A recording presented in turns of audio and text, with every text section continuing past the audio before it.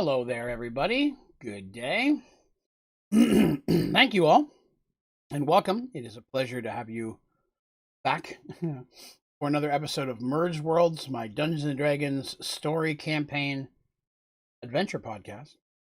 That flowed pretty well today. I think I'm going to stick with that one. Thank you for coming back and let me tell my tale. I'm saying hi and petting my kitty at the same time. I haven't seen him all day. I had to visit right before the stream. So, of course, it's been 2 weeks since the last episode, and today we will be continuing our tale. Last episode was focused heavily on Artis, Maeve, Ran, and Dandy's side of the adventure, and today we'll be stepping back into Seraph, Deacon, and Mugen, telling the next step of their part of the tale. Hello, Mr. Turtle. Good day, sir. So, we are back in Seraph's side of the story. I do keep getting regular questions about when the two groups will join back up, and my response is always, I guess we'll see. Because, I don't give nothing away. I'm sneaky like that. But yeah, so we'll just do a brief recap of where Seraph and them left off. We'll move on forward. So, Seraph, Deacon, and Mugen traveled southeast in the hopes of catching up with Dina, love interest. He knew she's in danger. They're running from something. Not sure exactly who or what at this point. Hello, MT. They went south and around New Gully, which is the dead magic area that Mugen comes from, to the approximate location where Mugen says Dina would have left on their journey southeast to Arduel. There, Deacon cast a spell on an item of hers. It was a hair barrette that allows them to know her path. They can see basically a line that goes in a certain direction. Hello, Codename. And that works well until they get into areas where there's a large amount of people, like a major city. The spell has a harder time finding her path, way she went in those situations. Now, when I say path, like literally it's saying she went this way. It doesn't say when or how long ago, whether she was alone. It just says the direction that she went.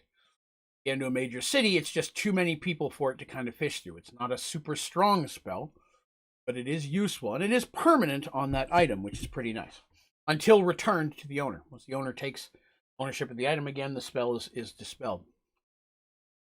So they headed southeast, had a little adventure or two on their way, but eventually made it to the city of Arduel.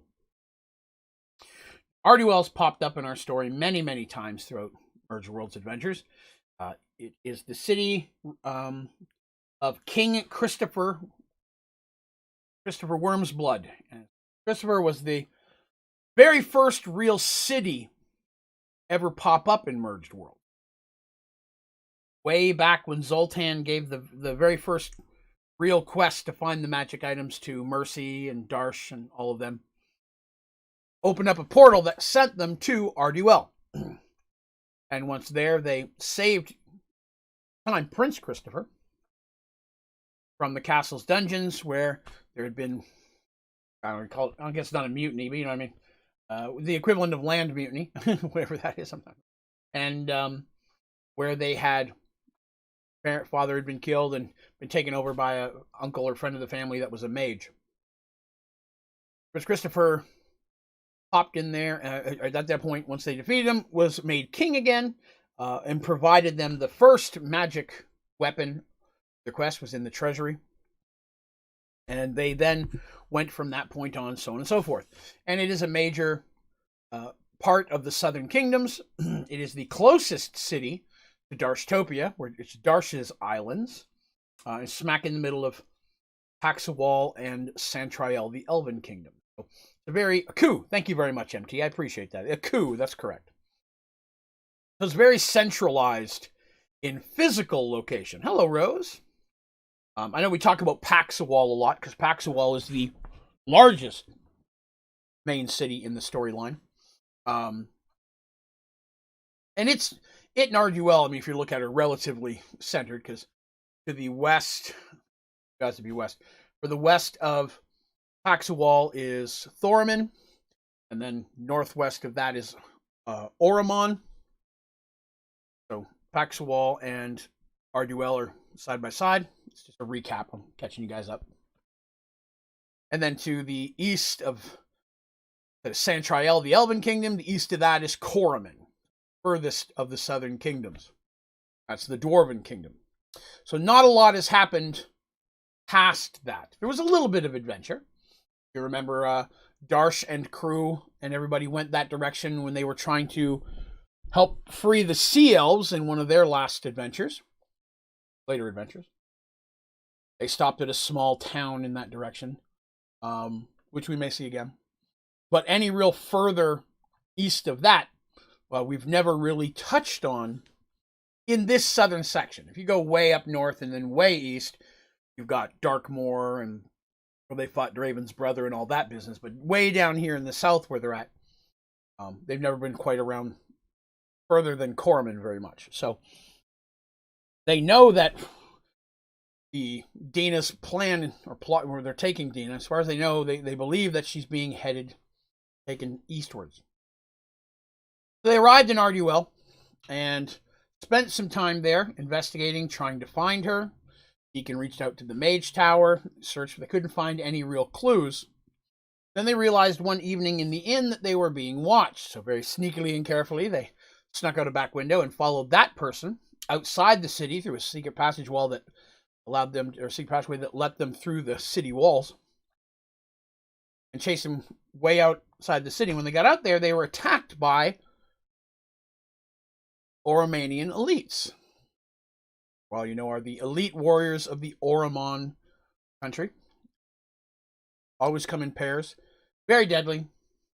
Don't talk. So Seraph, Deacon, and Mugen were forced to fight them. They had also with them a cleric who appeared to be magic items and maybe even some spells that are more commonly found used by mages. And that's an important point because clerics and mages have very different spells, at least in 2nd edition and in Mergeworlds. It's a very solid line between the two of them. They have a few spells that overlap. Detect evil. Detect magic. But, you know, there's not a lot of that. So it's odd that that happened. During that battle, the cleric with some mage abilities was tossing spells at them, and several of those spells struck little Mugen, who, as we know, is a half gully, half gnome, grew up in New Gully, son of Fig. And the spells had little to no effect on him. He was confused by what the person was doing, because, of course, he's never really seen magic. Magic doesn't exist in the Dead Magic. And finally, the mage was casting something much larger, so Mugen pulled out his flintlock revolver and, for all intents and purposes, shot the man in the face, killing him instantaneously. It was after that the elites were taken down that another group of men came in and again drew weapons on them. There was an exchange, and it was discovered that these were part of Oromon's rebellion, the ones that were helping to look and guide Dina to safety. Hello, Michael. Oh, Rose says, play D&D for the 2nd time in 2 days. It's a ton of fun. I love D&D. I can't get enough of it. Hello, Michael. So the leader of this group of revolutionaries, rebels, I guess, rebels probably the best way to hit, was named Wallace. Once he truly believed that Seraph was who he claimed to be, basically said, right, well, let's go. Come with me. Seraph's like, well, why should I follow you? He goes, because Dina left you a letter and I've got it. And that's kind of where we left off with Seraph's tale, well, a month ago at this point, right? Every 2 weeks. My goodness. Hello, Miss Ashley. I'm here. Sorry YouTube wouldn't let me chat, but you fixed it. Hey, well, welcome back. So that is the kind of a recap of where we've left off. Now, if you've been following Merged Worlds for a while, I can tell you very quickly into the story, we're going to be talking about some things that you know, and that people back in Serenity very likely know, but that Seraph does not. And it's information that will potentially change everything for the future. Today will be a whole lot of chat and potentially the introduction of an interesting character in Mergeworlds. Someone who's not popped up before, but could have an effect. Maybe not so much on these guys right now, but potentially some future issues. I just like it when I have a chance to introduce somebody I've been playing for a while. So blah, blah, blah. I'll enjoy that. But let me begin here at the beginning by saying thank you very much for coming by and listening. If you're here checking out the stream on YouTube, it would be awesome if you wouldn't mind giving this video a like. It makes a huge difference. Something as simple as clicking like really, really does help out the video and the channel. And if you're new here, be sure to subscribe. If you're listening on iTunes or Spotify, this is available on there as a free audio podcast. Or if you're thinking about potentially do that, it would also be awesome if you wouldn't mind giving us a follow on there. Give the 5 stars, the reviews, the whatever. Again, it would very, very much help out the podcast. It doesn't cost you anything to do any of that, so it'd be great if you would. And hello, the Gamer18. Welcome. All right, so let's see. So I'm going to start off with just a little bit of reading. Right, this will take a couple minutes. This is the introduction of how we're going to get into the story. I'll be breaking in and into that occasionally to go into more detail. And if I cough a bunch, I apologize. I'm still trying to get over COVID. I'll be popping a lot of lozenges tonight. So again, the last thing that happened with these guys, they went off with Wallace to find out what was going on. So Wallace leads them down some stairs to what, again, this was a ruins, if you remember. This ruins with there's some paths in it, and there's forest and bushes and all that stuff around there. It's almost like a park, really. And the ruins look relatively well-traveled. They seem well cared for. And that's because this is a historical site to Arduel. Not something we're getting into detail now because it's not that important. But it is basically the remnants of the original castle of Arduel. And so it is, as a historic place, it's well cared for. People, there's guards that patrol it, make sure nobody vandalizes it. So people can come in and look at the ruins and stuff, walk the garden and so on and so forth whenever they like. So the area seems well tended. When they leads them down the stairs into what was clearly an old chamber, some kind. There's not much in there now. It's just empty. He once again, Wallace goes to a part of the wall, pressing on a couple places, opens up yet another secret door. Now, this secret door is probably not well known to the populace, but it's known to Wallace and his group of rebels. We'll go into detail as to why in a little bit, but it's interesting when you think of it. Why are there Oromanian rebels in Arduel, which is like 1,000 or a couple thousand miles away? It's a huge distance, probably even further than that. But Arduel rebels are hanging out in Oromanian rebels hanging out in Arduel. 2 A words. I'll try not to stumble. So they go inside, take them in, and that's kind of where we would have left off. So I'm going to do a little bit of reading. Seraph could only sit there in silence, stunned by what he'd just been told. So, Dina is a princess? Asked Mugen. It would seem so, my friend, replied Deacon, obviously flustered as well. Of the darkest nation in the entire known world. Which is true. Oromon is known to be just a home of bad people. Turds, if you will.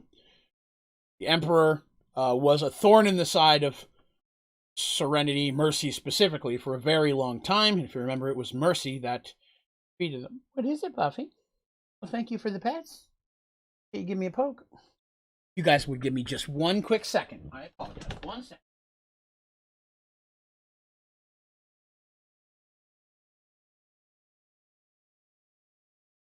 I don't know why, but I can put a little bowl of Buffy's treats 5 feet from her face, and she won't see it if I don't shake it. Sorry. Oromon, the Emperor, lots of bad stuff, right? And so, Deacon's saying too, it's true. We're being told she's the princess of what is known as the darkest nation in the known world. Because again, massive world, Merged Worlds, right? They've not seen 95% of it at this point. I'll admit the actions of Oromon have been quite evil in the past, said Wallace. But the majority of our kin are good people. For 20 years we've fought for our freedom, fought against the cult of Pandora's influence. The rebellion is finally winning. A rebellion made possible by your Queen Mercy, though sadly recent news from the capital has not been good. What news is that? Asked Deacon. He hadn't. Okay. What's going on in Oromon over the last at least 15, 16 years has been almost a civil war. I've touched upon that several times, even in the earlier adventures. Ever since Mercy and Artemis and friends, but Mercy primarily, killed the Emperor of Oromon, left them without a leader, the factions and such within the city have been at war. Been less and less refugees leaving, coming towards Serenity, which has always been a way for them to escape in the past, and less news comes out of the city, which is troubling, of course, for all the cities outside, because they're like, well, Oromon's a kingdom we've had problems with in the past. Is this something mean that problems are coming, or are they just too busy for us to find anything out? Deacon, being the son of King Firemoon, a prince, would also be made aware of those type of information, especially through his father, as one who's destined to rule one day, right? Makes sense that he'd know a lot about Oromon and so on and so forth. So he asked, what news is that? Wallace continues, Oromon is broken into 3 factions. The rebellion, those who fight to free all citizens and create a land where all may be treated as equal, faction that we are proud to be a part of. The second is the clergy, the cult of Pandora, who ruled Oromon for generations. The day Mercy Harriton took that bastard's life, the clergy was dealt a mighty blow. Lomar has not been seen since. With the vacuum created by their 2 leaders lost, the clergy fought amongst themselves for control, which allowed for the rebellion time it needed to gain a foothold and make great gains. Again, Mercy killed the Emperor. Oromon, Artemis was there helping. And Lomar, you'll remember, Lomar of the 9 was the head priest of the 9 main priests of that church and personal advisor to the Emperor. Lomar was not there at that final battle, the Emperor. In fact, no one has seen him since before that battle had started. Even Mercy information at the time, there were no words of Lomar. He just up and disappeared right before that final battle happened. He was not a part of that, which is surprising. There. Excuse me. The third faction is the Merchants Guild, a powerful group of men who fight to maintain Oromon's traditional ways while taking control for themselves. This group is the biggest threat to the rebellion. They are well funded and willing to do just about anything to gain power. So if you'll remember from Oromon in the past, Oromon is a city that was broken into, houses and sections, if you will.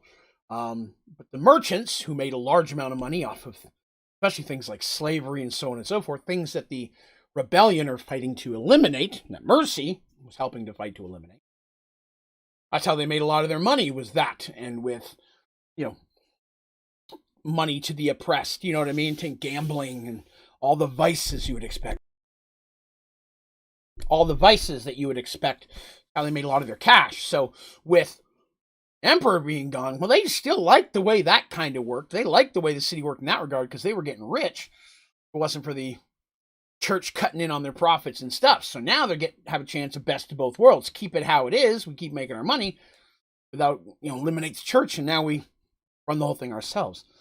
So they're actually a bigger threat than even the clergy. I say clergy in loose way, because at the time they were known as the church.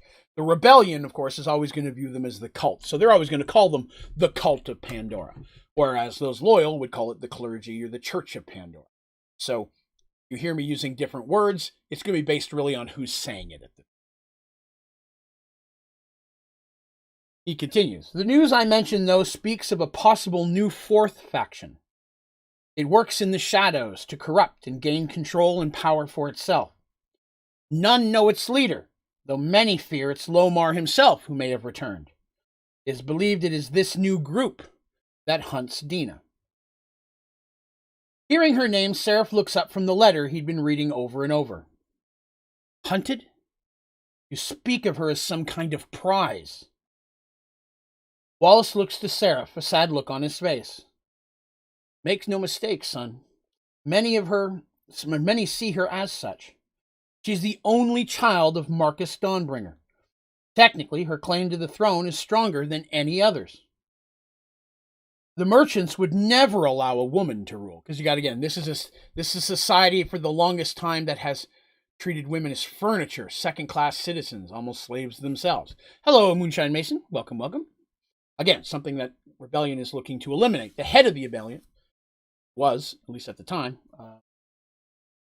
Yara, who was the Emperor's wife. To them, she is their greatest threat. Right? So some might want her to come in between. The other group is like, we need her eliminated. We do not need that going on. To the clergy, she could be used to lay claim to power, at least in her name, while making her little more than a prisoner. And as for the new Dark Force, this fourth mysterious faction, if it is Lomar, who knows how he might try to use her? And what of you? Asked Seraph, standing up, in anger in his voice.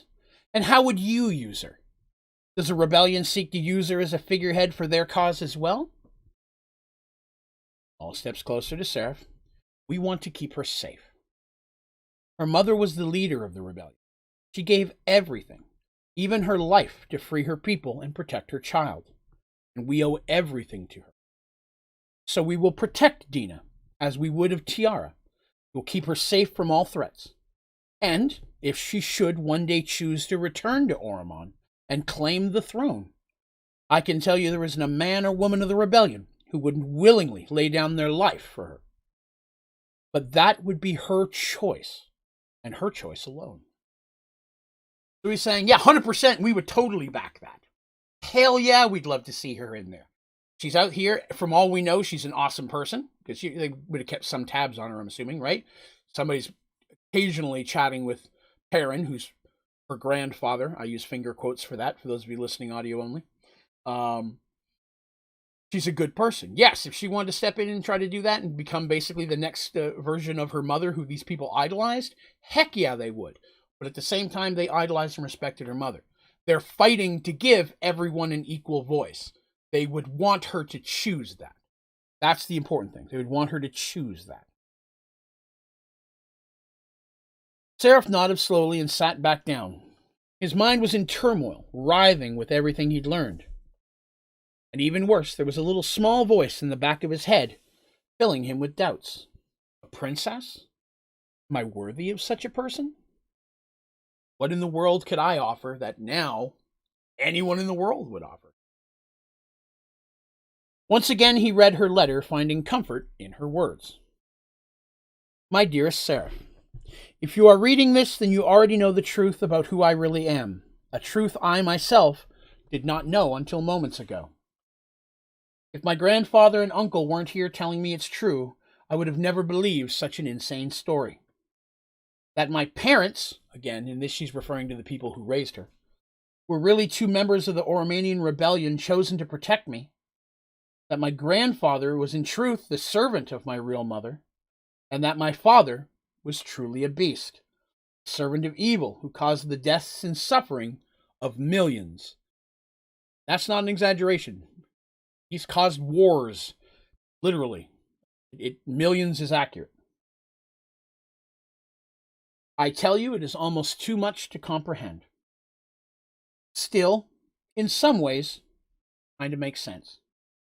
How protective everyone was of me, how well we stayed hidden, moving around, especially in my early years, and how much of Oromon I was taught about as I grew up. If you can imagine that, right? They maybe can't tell her who she is in real life, but they may want her to know of where she came from. So they would, they teach her about all the kingdoms, which I think would be standard in. But really heavily with Oromon. In her mind, whether she went to a school or was homeschooled, whatever that case would be. She might just figure that's normal. Everybody knows that much about all the kingdoms.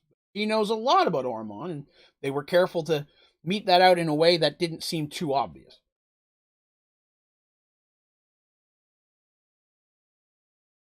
I find myself rambling as I try to make sense of it all. I've been told a ship will arrive tomorrow that will take us far to the east, beyond Corman, and beyond the southern kingdoms. Where this journey will end, I do not know. It seems it is broken into steps, but I'm told we're being taken somewhere where we'll be safe. I don't even know if you'll ever see this letter. Even now you may be in Serenity with no knowledge of what has transpired. Still, I shall leave a letter at each place we stop that can be trusted. All who are helping me know of you, and will help you find us if they can. Regardless of where I go or how this ends up, please know that one way or another, I will do my best to try to find a way back to you. I only hope you can see past my devilish ancestry. I promise you, I knew nothing of it. Some little personal stuff. All my love, Dina. Hey, what's up, Paul? Like to share, snipe, so no spoilers. So, Paul, for those of you who popped in, you'll probably hear me mention this on if you've been following these streams or listening to these. You hear me mention Paul a lot. Paul's one of the very first members of my membership program. Has been with me over 2 years, with me a long time. And Paul watches about dang near everything I put out, but usually a day or two after. At his job, he downloads it all and then watches it while he's at work. So he'll pop in, say, hi, how's it going? I like to share your post, talk to you later and leave. So that way he doesn't get told anything that ruins the story. I love that. He will pop in, snipe a hi, and then leave like at almost every episode. I appreciate that. So yeah, letter ends, probably a couple of personal things, so on and so forth, but then it ends. All my love, Dina. Seraph rolls up the parchment and tucks it into his vest. Standing, he turns to Wallace and says, where has she gone? Where have they taken her? Wallace stares at Seraph. His face devoid mostly of emotion, but with a little bit more of a, kind of a thing. And her parentage? The threats she faces? The dangers of her bloodline? Or that her bloodline will bring her? Are you truly willing to put yourself in the middle of all of that? It is irrelevant, replied Seraph. The things you said have no effect on my feelings. You may think you know her, who she is, but I assure you, I know her better than anyone. I'm going to find her and keep her safe. Wallace nodded and smiled, put his hand on Seraph's shoulder. I believe you, son. I will help you any way I can. Though I have to be honest, I have absolutely no idea where she is. Seraph's about like, huh? And he interrupts and begins to explain this. And this is kind of how we explain. Oh, hello, Jim. I've been listening on your way home. Just made it. Well, welcome home, Jim. So Wallace begins to explain kind of how this is set up. This has been set up for years. They always felt, at least in the known world, Kingdom of Firemoon was probably the safest place for them. It was one of the furthest Southern Kingdom areas away from Oromon, an overwhelmingly beloved and benevolent king who drastically worked to protect his people, a safe haven. There were no wars or anything that have come to Firemoon since the beginning of Mergeworlds. That doesn't mean that he hasn't marched out to whoop some booty to help friends. Like he showed up at the Valley of Sacrifice and so on and so forth, but no one's attacked Firemoon. They don't have any direct enemies at this point. They've been pretty much at peace for the last 20-some years since Mergedworlds has come to be. It was a very safe place for Dina to be. But on the off chance someone ever discovered that, backup plans needed to be made. Keep her safe, because there's so many different people who could use her, who she is, to try to take power, control, or those who would seek her death. Man, I keep coughing. I apologize. So, the way that this was set up, Wallace begins to explain this, that someone, and he doesn't know who, oversaw all of this. Someone's job was to set this up. and there are the journey, the trip to get her somewhere safe that person was finding and setting up was always in the intention of potentially moving her there just anyways, was created in links. Imagine links of a chain. And you know your link, right? Letter comes to you, a signal, whatever, gets to you. She's in trouble. We have to get her out of here. You know what you have to do to get her to the next link. You don't know where the links go. You may not know everybody in that link. You may not know anything about the links after that. And why would they do that? Because if someone is truly hunting her and they catch Wallace or whoever, Wallace literally can't be made to tell anything that goes on beyond that. So even what little information you have, because there's always going to be a little info that could be dangerous, but keep it to a very bare minimum. Because if you'll remember, Hormon loves torture, and they will do just about anything to get what they want. Mercy and Darsh went through months of that themselves. So while Wallace is, standing there and he's like, listen, I'm loyal. I'm 100%. I would never give anything up. But if they get me, they'll probably break me. They'll break anyone. I don't know anyone who could survive that. The exception of Mercy and Darsh. And Tobias, if you remember correctly. People don't hold things from the torturers of Pandora. When they want something, they get it. So the best thing is to make sure I don't have information to give you. So whether I get tortured or not, I'm not giving up any other. So he says, I don't know where they're taking her or any of that nature, but this is what I can tell you. When I received message that Dina was coming, and that's how he heard it. She's in danger. She's coming. We have to get this ball rolling. We have to get her to the next chain. And a chain came to him, and he knew where that was coming from, right? A messenger, maybe from Fire Moon or whatever the case was, someone who knew this was a problem, who was watching, came to him and said, hey, this is going on. She's coming. He would know who that previous person is, but now he has to set her up on the next link. All right, she's getting here. I've got to get this ball rolling.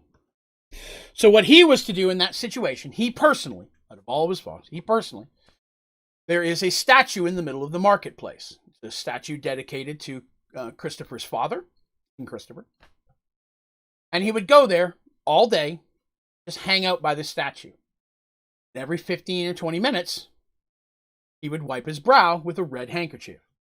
And he would sit there, and that doesn't mean maybe he had some wares or something, or maybe he was offering a service, whatever the case may be, but he was there every day, all day, doing that.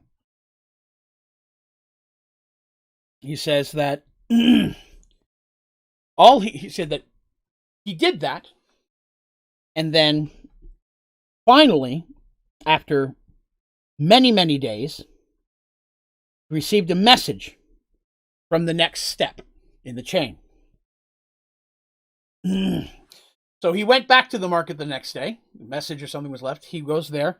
And when he goes to where he's been hanging out, there's another man there. A man he's never seen before. Human male, very generic. Oh, let's see here. Rat asks, wait, am I tripping? Or did you jump from 14K to 17 subs in no time? Oh, no, I think I was 14K last April or May. I gained about 3,000 over the last 6 or 7 months of the year. But thank you for noticing and being part of that. I appreciate it. So he said, at the market, stood next to the statue. Sure enough, eventually, someone showed. The man who was staying there went with them back to their kind of hideout thing. Didn't give a name or anything, but explained that a ship would be coming. And that the ship would be there to take Dina and her family to the east, well past Santriel and Corman, outside of what would be known as the Southern Kingdoms. It was 17 days ago that man escorted Dina and her family to an elven ship. Mark that. There was an elven ship waiting at the docks. Now, Santriel is now a part of the Southern Kingdom, so even though it's brand new. But even before that, well, the trade negotiations, things and stuff were going on, elven ships coming into the harbor would be uncommon, but it wasn't like it was way back in the early days of Darstopia, where elves never left Elven waters and nobody went into Elven water, you know? So an elven ship pop up might get a little attention, like, oh, the elves are here, but it's not going to be a cause for alarm kind of a thing. So an elven ship arrived, Dina and her family got on it. The ship left not with that man. The man then left and went back into the city, and Wallace returned back to his duties. So Wallace, as a regular dude, is living a regular life, right? He's probably got an occupation of some kind, may have a family, maybe single, depending on, the needs of what his step is. But they would have other things that they do as well, trading, passing information around, things that benefit the rebellion, because, the rebellion's going to need things like weapons and supplies and such. So I'm sure they would help work in those things at all. Wouldn't be surprised if someone like Wallace might be, now that the elves are open, seeing what he can do to get elven goods, which, who doesn't want high quality elven goods, and get that to his people back in Oromon in this civil war that they're going through. Little things like that, which may seem, oh, the elves are selling stuff, could make a huge difference in a war, especially when your enemies hate magic that isn't priest magic.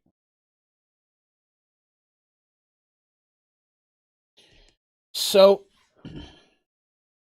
Wallace says, so I don't know where to find this man. This man found me. Didn't give me a name. I didn't ask for it. That's not how this works. But what I can do is I can go back tomorrow.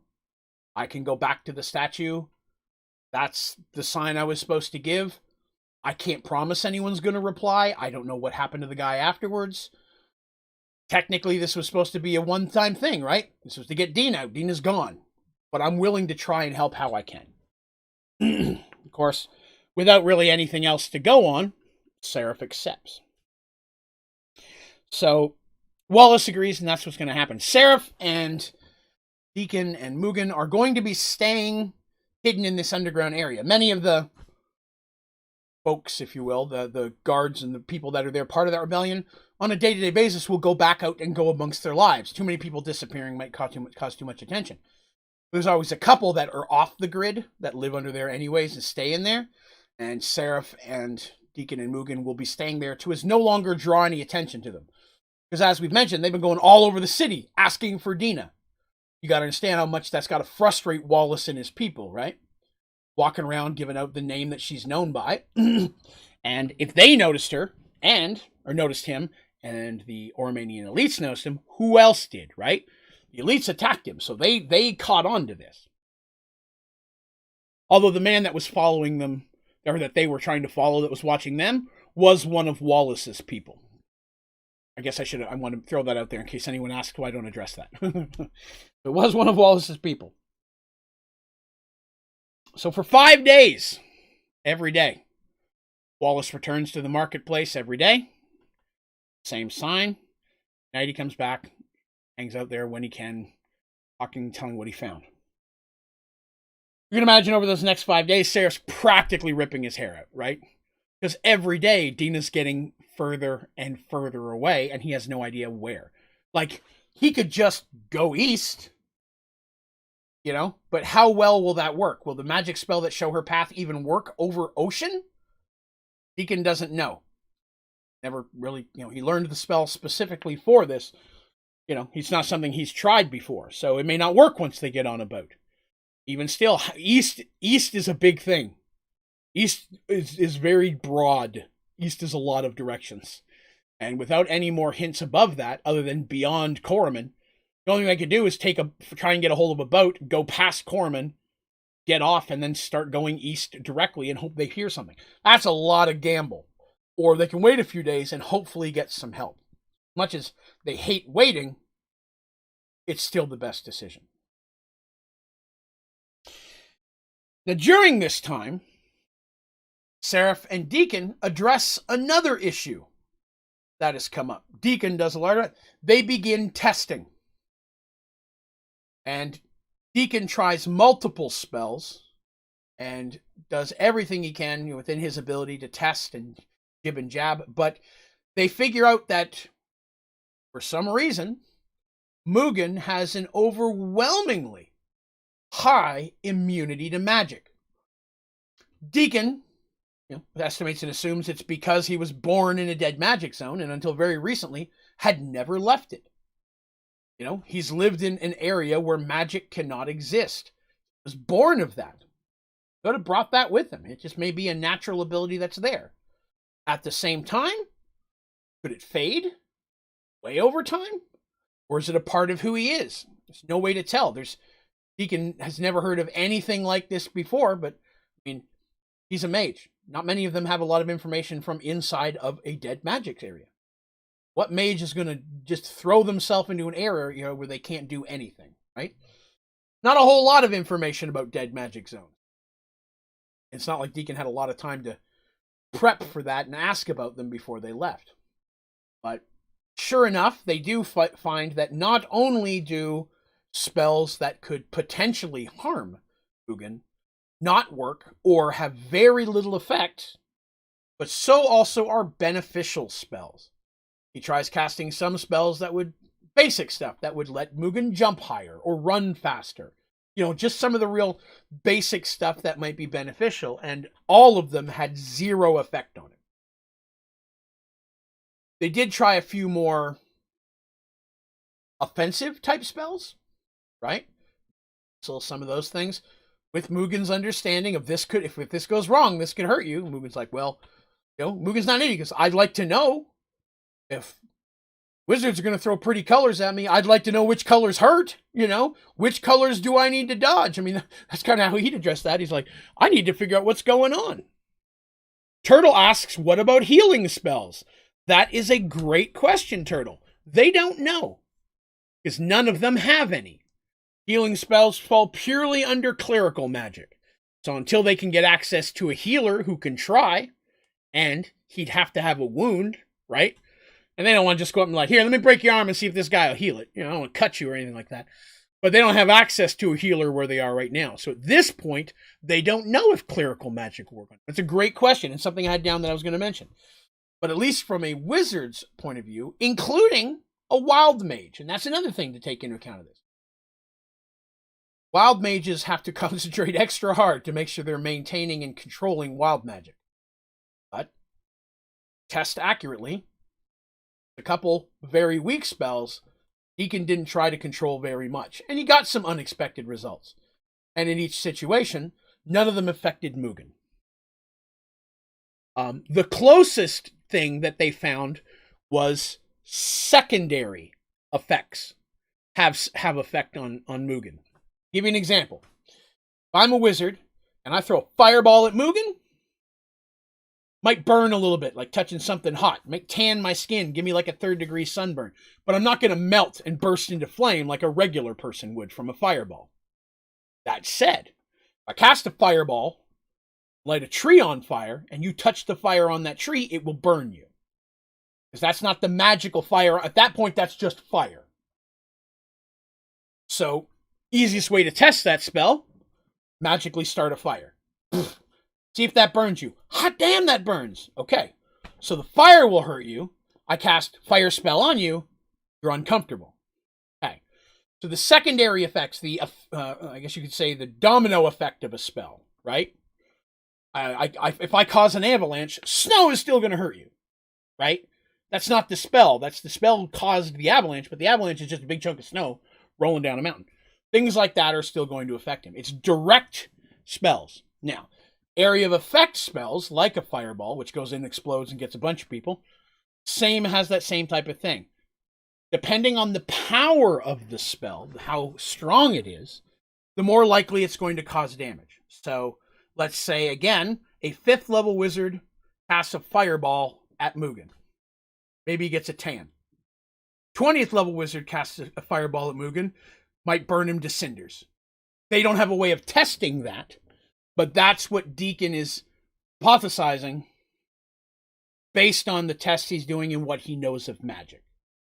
So, that's one of the things that they're kind of checking out. Now, another thing that they deal with is all of the Oromanian elites were searched, right? Of course, their bodies were dragged out of the park and gotten rid of. The last thing that even the Rebellion wants is King Christopher's people poking around, finding out why there was Oromanian elites fighting in their national land park, right? They don't want any attention to that, so they had to dispose of those bodies themselves, which, flip side to that, got them a whole bunch of +1 swords, because you remember, elites traditionally have long swords +1s as their primary weapon, and several throwing weapons, which aren't daggers. They're kind of like a mixture between let me try to explain, a mixture between a throwing star and what Blade throws, in like the Blade, the superhero in the movies, right? You know, his was like a big long blade. This one's kind of 4-bladed, but not as long. If you ever saw the movie Krull, he had a 5-bladed one. It's a little bit more like that, but smaller. These are a lot of... I'm explaining something by telling you about a bunch of other things many of you have probably never seen. But if you look up Krull throwing weapon on Google, you'll probably see what I'm talking about. By the way, great old 80s fantasy movie. Obviously, it's an 80s fantasy movie, so, you know, effects aren't phenomenal. Highly recommend it, though. Great D&D style movie, even though it's not D&D.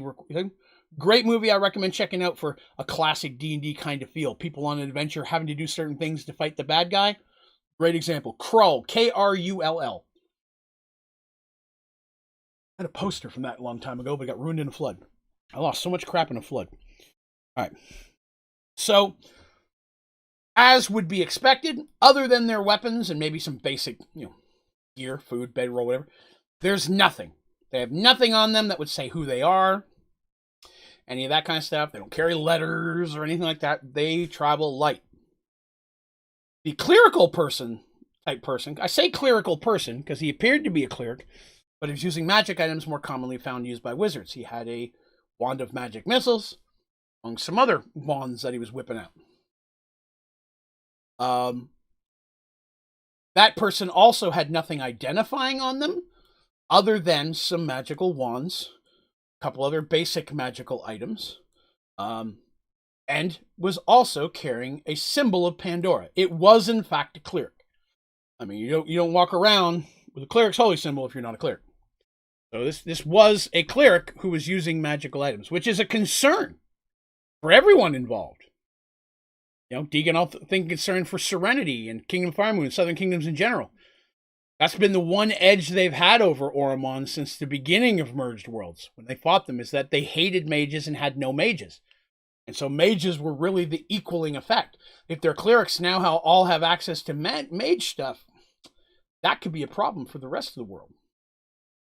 No, Deacon and them did not get any of that stuff. Wallace takes that stuff and says it'll be used by them. I mean, not like in a moon mage. It's like, we'll see if we can get these in the hands of our mages. Because you got to assume they have some, right? Again, that's their big thing against the rest of the, against the clergy, is that they can use mages. Of course, so can the merchants. And that's something to think about. The merchant lords that are trying to take over, spend money on whatever, they have no problem using magic. They're not part of the church. They'll hire mages or clerics of any faction they can get a hold of to do that. So that's something else to consider, okay? They thought it was this mysterious fourth faction that was hunting her, but what if it's not? What if instead it's the merchant lords? These are things that they would have talked about. What if it was the merchant lords and they've hired priest mages? Play D&D, there are dual-classed and multi-classed characters. Those do exist, although they don't pop up that much in Mergeworlds. There are a couple, but not many. Or is this not related and just a whole new thing they have to worry about? So they would have sent those magic items and what they could to try to, get that looked at by their wizards. The swords and such they would use themselves or send them back through the rebellion so that people actually fighting in the rebellion would have now some magical swords. Why not? They'll use Oromanian elite swords. That's still really good magical swords. You don't turn down something like that if you find it. As far as they can tell, Mugen has naturally immunity to magic. Now, they don't have a lot of magic items on them, oddly enough. What few they have are more of a protection nature. So they don't carry a ton other than some magical gear themselves. Seraph's weapons are magical weapons +1, and Deacon is carrying a sword +2. That was a gift from his father. right? Why would you not? It's your prince, and you know he's living on the other side of the world. Man, armor your kid, right? You're going to give him some decent stuff when you have that option. And Mugen has no magic items except for Fig's hammer, but Fig's hammer's abilities are all passive. And by that I mean that you don't have to activate them. There's no command word. They just do, it's a magical hammer that does a war hammer that does a lot of damage with an increased chance of doing excessive damage. The increased chance is more based on how well he hits and he rolls. It's not something he chooses. Questions pop up. That's a lot of spells. If Mugen has and uses a magical thing, does it work? Excellent. And that's what I was actually talking about here right now. It's hard for them to know, right? Because the hammer, they've only really seen him in one fight so far. And he handled himself really, really well. But that could be because he's just a good warrior. Because he is, right? You know, they may not even know that the hammer is magical. I'm sure in all this, they would have cast, Deacon cast Detect Magic on him to make sure he wasn't enspelled or cursed or anything. And probably said, oh, wow, you've got a magical warhammer right there. And Mugen might be like, really? Or, his father might say, this is magical. It won't help me here, but take this with you. It'll help you in the outside world. He may know that. But there's not really a way of testing whether the hammer is working because it doesn't have an effect. None of them have an ability on them that actually does an effect. The closest they have is the little hairpin for Dina, but that doesn't work in the city anyways. So they're kind of bummed. They don't have a lot of ways of testing that, but I can guarantee you it is something that they'll be looking for that opportunity. If they can get a hold of a, magic wand or something, magic ring that does something with command, something visible. Like put this ring on and you go invisible. Right, that's an easy one. I put it on, nothing happens. Okay, this doesn't work. I put it on and go invisible.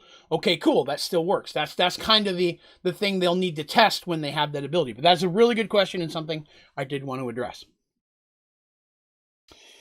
And of course, the last big thing that they're kind of toiling on is something even Wallace can't explain. He was also surprised when the ship that came for Dina was an elven ship. When I say not just an elven ship with what he saw was an elven crew. It was a small elven ship. But by small, I mean, 12, 15 crew members, not a massive ship like Darsh's ships and things like that, right? So he doesn't know anything about that. Something ever since that night, he's wondered, how are the elves involved? You got to think about that, right? Dude, for 15, 20 years, this has been his life. Every day, watching for that sign. Is today the day I've got to save my princess? Then that day comes, and I pass her off to elves, and I'm like, I didn't know elves were involved. It's going to weigh on your mind. What is going on? There's no way for me to find out. Oh, Rat has some questions. Is there times where you're incredibly excited about a part you're writing? I don't know anything about D&D, but I feel the players have the most fun, and the DM might have some fun, but not as much. Kind of like when you're the finder in hide and seek. It's fun, but not as much fun as hiding. No, don't mean to offend. No, great question. And to be honest, I'm gonna answer that from traditional DMs, and then I'm gonna give you my answer. It's a great question. Traditionally, for most of the people that I know who DM a lot or DM regularly, there are times when they can get a little burned out or bored and would really like to be a player once in a while. Very often, the DM is in the group as the person who got stuck DMing. Maybe there's hey, I'll DM once. We don't have a DM. I'll give it a shot. And turned out to be pretty good at it. And then just kind of that became their role.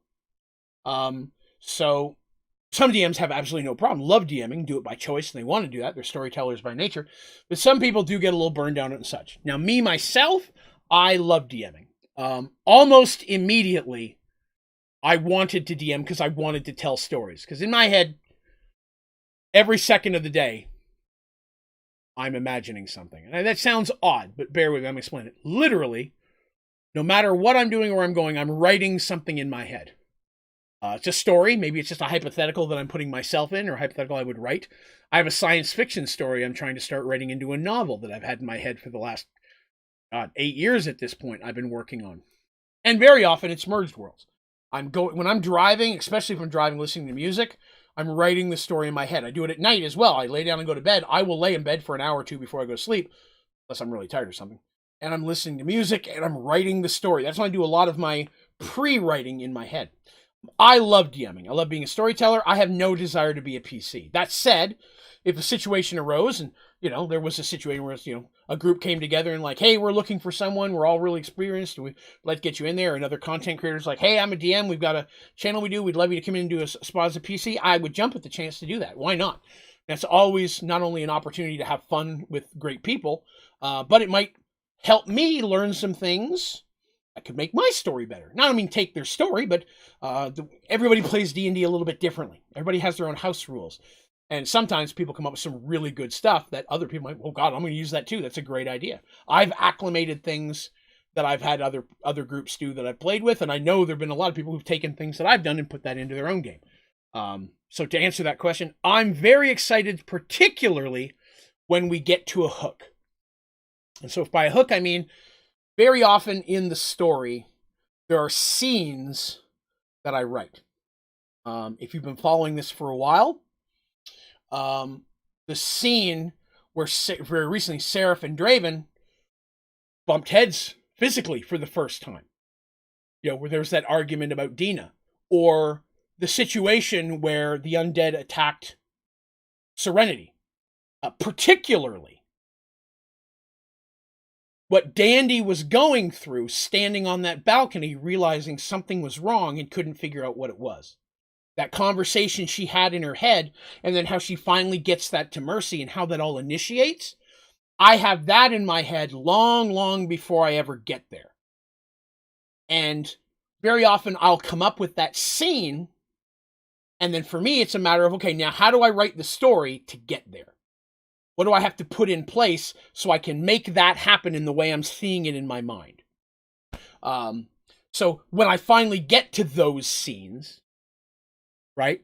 When I finally get to those scenes that I've probably played over my head 100 times, if not way more, I finally get to share that. That's a lot of times it's all I can do not to shed a tear because I'm just so excited to finally get to tell people, like when I got to introduce Mugen, like I was excited for Mugen for months. But to give it a very big example of that, I've already talked a lot in this storyline that one day Seraph is going to have to make a choice, and that choice will affect everything. I have that entire scene written. I had that entire scene written when Seraph was barely a baby and half the other NPCs didn't even exist and weren't even a concept yet. I knew what that choice was going to be. I knew what was going to go on in that scene and how it was going to break down. That's not to say that a couple times since then I've had something better and I've changed it a bit, but the overall feel for how that scene is going to play out and what it's going to be, I've known for years. And so everything I'm doing is to get to that scene. Everything I've been doing for years. Even the other scenes I wanted to get to, those are all small stones to get to that scene, because that's the scene that everything else is pointed towards. Everything else just gets to that one moment, and all of this entire Mergeworlds project exists for that decision. So I'll be totally excited and overwhelmingly stressed out when I finally get to tell that part of the story. MT says, we play a lot by Draven's Rules of Drows. Hey, I appreciate that. Thank you very much. I do appreciate that. if I can be helpful and give people ways that makes your game a little bit easier, way more fun, I'm happy to do so. All right. So thank you for the questions. I appreciate that. That was a great question. All right. So, as I mentioned, that went on for 5 days. And the evening of the 5th day, Wallace returns to the hideout in the ruins, but he's not alone. He brings a man back with him. The man comes in and introduces himself as Jeb, but as the way he says it and just kind of the way that everybody else looks at him, immediately Seraph's assuming that's probably not his real name. And that's fine. These people are in the secret business. They're trying to protect not just themselves, but the rest of the rebellion. You can imagine Seraph at this point, he's like, listen, I'm looking for Dina. I don't give a hell what your name is. Your name can be Mud. I don't care. You are irrelevant. I need you to get me to the next. How do I get to her? You need to get me one step closer. Huh? You want to tell me your name is whatever? I don't care. So they don't question it, but immediately, kind of looks at Deacon and they're like, yeah, that's not your name. But okay, Jeb. Awesome.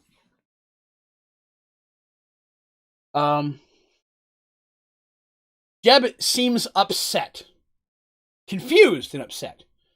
So he showed up, and Wallace is like, something has happened. I need you to come with me. Something else has happened, and I don't know what needs to be done about it, and I need to talk to you about it. The man's like, oh, so he shows up. You probably heard a little bit of, there's a guy here named Seraph, and it's Dina's love interest. And Jeb would be like, yeah, I'm aware of him. He's like, yeah, well, he's here, and he's looking for her. And Jeb would be like, oh, okay, I'll go with you. So he shows up, and immediately he's like, this is not supposed to be happening right now. There was never to be contact between me and Wallace and his people ever again. Every moment that I'm with you adds danger for Dina.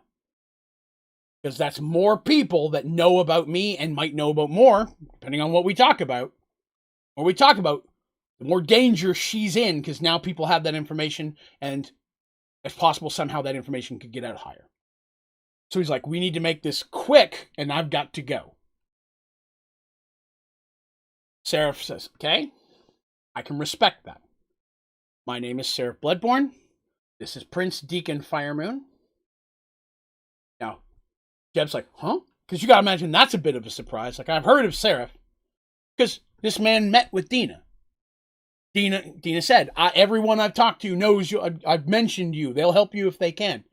So you got to imagine, Jeb's like, okay, she mentioned you.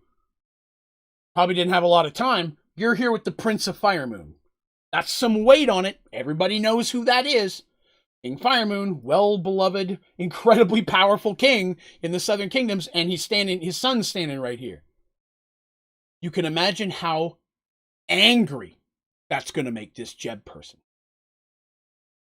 Someone that is overwhelmingly easy to recognize, like Deacon. And just because he looks like a weirdo compared to everybody else, Seraph stands out as well. Right? But he expected Seraph. Deacon, not so much. And this is all going on in his head as he's being introduced. And then he's like, and this is Mugen. And he introduces him as Prince of New Gully. Jeb, again, in his head, he's like, what the hell is a New Gully? He would know. No one knows New Gully. No one knows it exists in there. That's how they like it. But this man stands out worse than the other two. Those of you who may have forgotten what Mugen looks like, if you're watching the video, there's Mugen. That boy stands out. He's very short. But that is not someone who you blend in with the crowd of poor humans walking around in Arduel or whatever the case may be. These are three very obvious people. Seraph says, we've come for Dina. Been following her trail, trying to get to her. And I'm sure he goes in a little more detail. Dina's my beloved. I am trying to find her. I want to make sure she's okay. I'm going to protect her. And I need you to tell me where she is. Or where she's gone. If you don't know where she is. I understand how this works now. If you don't know where she is, fine. Where do I go to next? Who's the next person I need to talk to?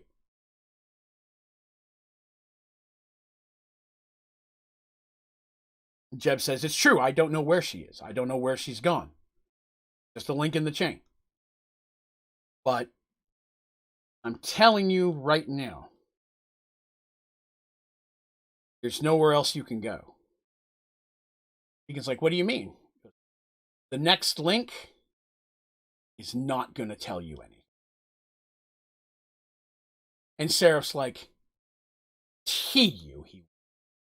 and you got to imagine that Seraph says that in such a cold, because Seraph has that ability. He's got that from his dad.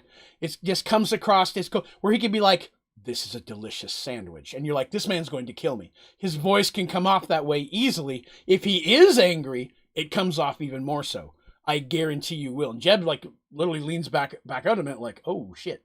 Because the threat, and again, Seraph is one of these people who literally radiates power. You know what I mean? His movements are so fluid, like, if a human sees an elf move, you're like, oh, it's like a dancer.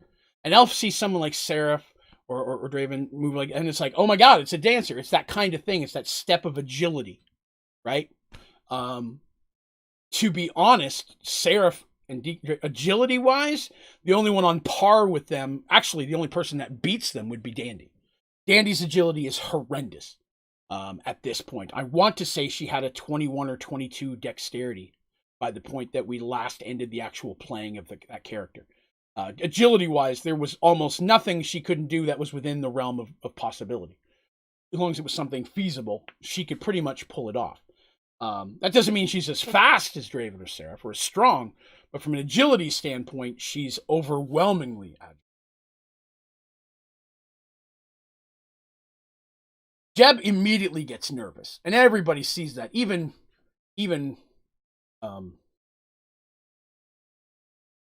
the allies and the stuff that are there, they're like, okay. Wallace is like, nervous for her, He's like, I would have nothing to do with this, nor should I speak of it any further. Before she left, Dina asked me to help you.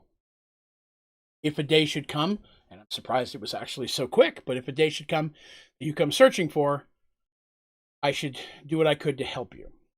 And, normally I would have had to vet you and figure out if it's really you, but Wallace has done all of that already, and to be honest, standing here looking at you, I don't think you could be confused for anyone else. He described what you look like, but I didn't quite get the mental picture till you walked in. And the second I saw you, I'm like, that's him to a T. So I can give you a little bit of information, but I don't think it's going to help you. First, you have to understand that this chain, as we call it, where all the link in getting her further away into safety, was created long ago, more than a decade ago. Long before Santriel became a member of the Southern Kingdoms. And back when that was first set up, traveling through elven waters was nigh impossible. The only ships that had any freedom to walk through those belonged to Darsh Fohammer, who you can imagine Seraph has already name-dropped at this point, right? He's like, it's Darsh Fohammer, and even he had limited. But other than that, no one else was going into these waters until the last few years. So these arrangements were set up when that option didn't exist. The cost to set this up, horrendous. And we paid heavily for it. But the only person that could get her through the elven waters into the next link in the chain was Captain Endian Wavestrider.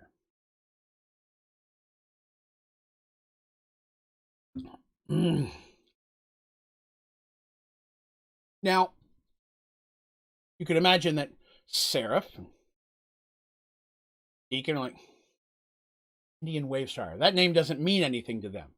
And we're probably about to say that name doesn't mean anything a lot to us. They would have had Wallace not immediately grabbed Jeb by the shirt and thrown him up against the wall. And Wallace is up in his face, screaming at him. How could you give her to him? Of anyone, how in the world could you trust her with him? Wallace is furious, to the point that Seraph has to step up and put his hand on his chest and push him back a little bit. People couldn't do that with one hand, but Seraph's like, you need to back up a little bit. And sure enough, Wallace's feet just slide, and he's like, hey, that was unexpected.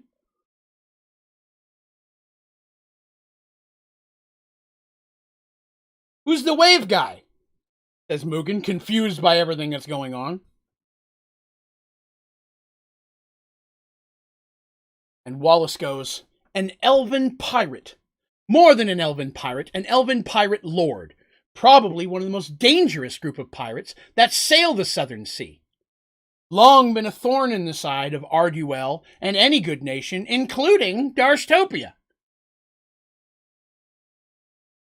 The type of elf that doesn't like to leave survivors. Now, Sarah's face gets a little more frustrated, like, excuse me? And Jeb's like, you have to understand, there were no other options. There are things in play here. There are things I can't talk about. But please, trust me when I tell you. All of us care for Dina. We all want her to be safe. I'm a part of the same chain as you are, point to Wallace. This decision was not made by me. While I still may question it, things in play that made this the best and only choice. Wave Strider made arrangements for the ship. It was one of his ships that took her to the east. Where? I don't know. That's not information I have. Only had information how to get a hold of him and let him know it was time to do what he was paid to do.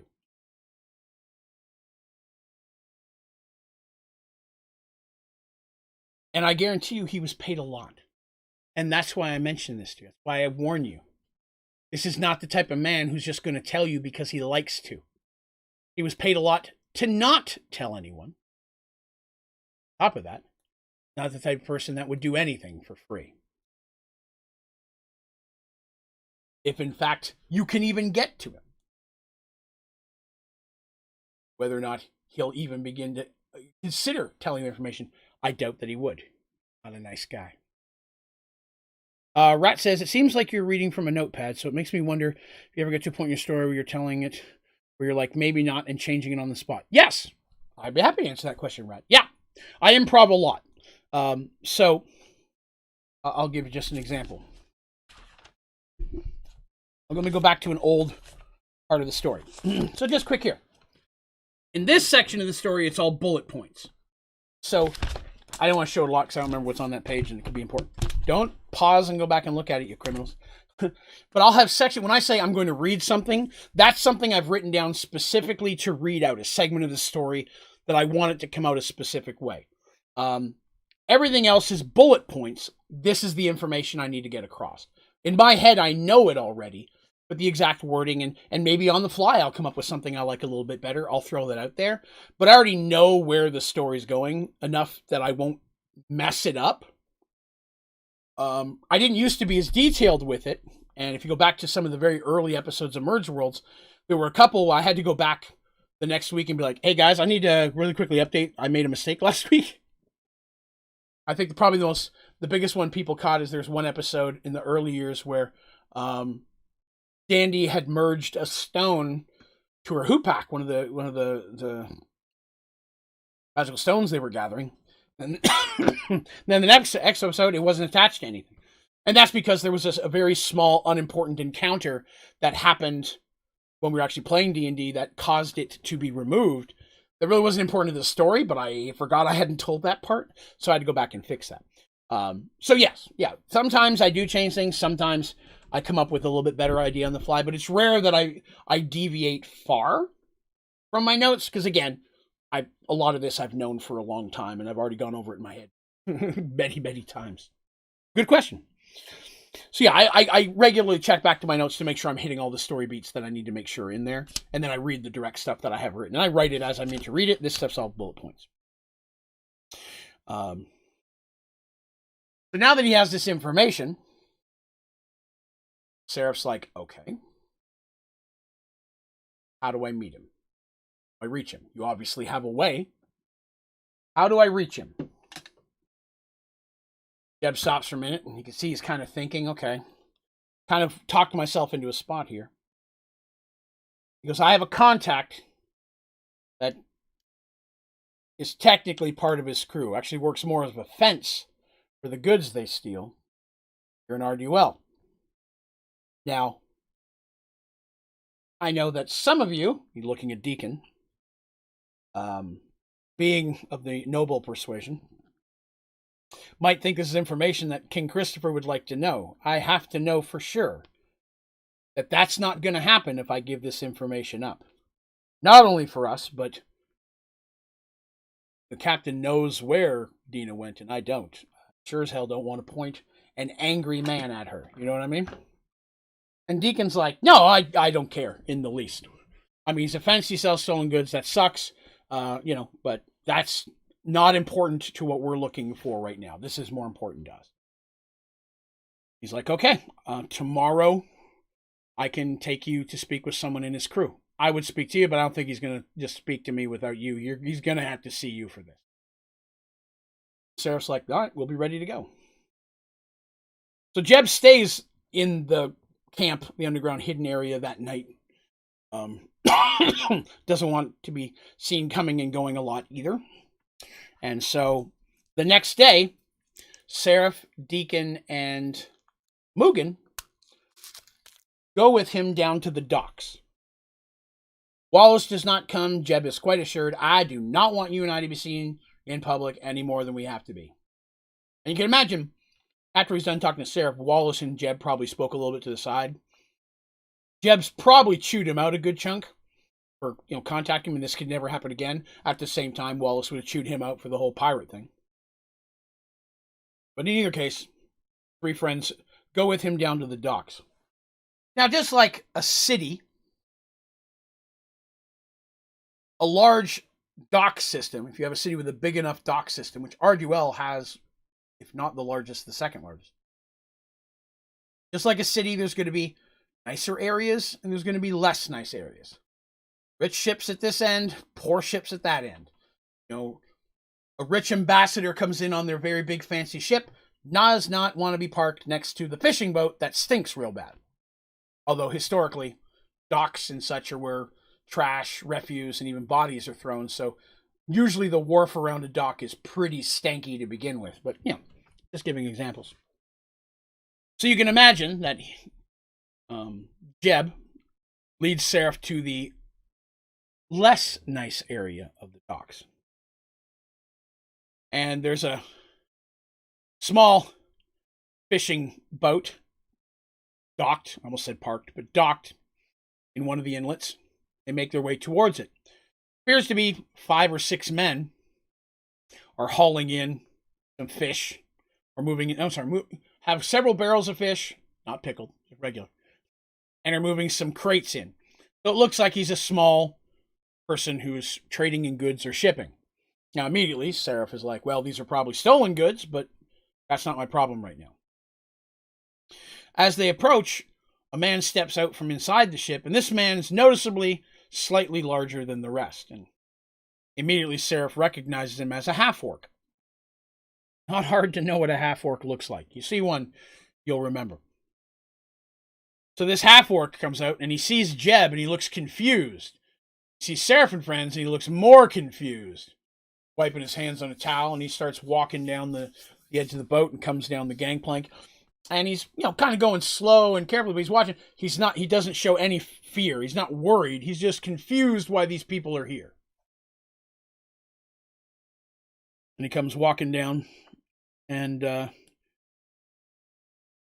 before Jeb can even say anything, he says, I wasn't supposed to see you again. It's part of the deal. Jeb apologizes. I understand, but something has happened that unfortunately has made me seek you out a second time. And he then turns and introduces. This is Seraph Blickman.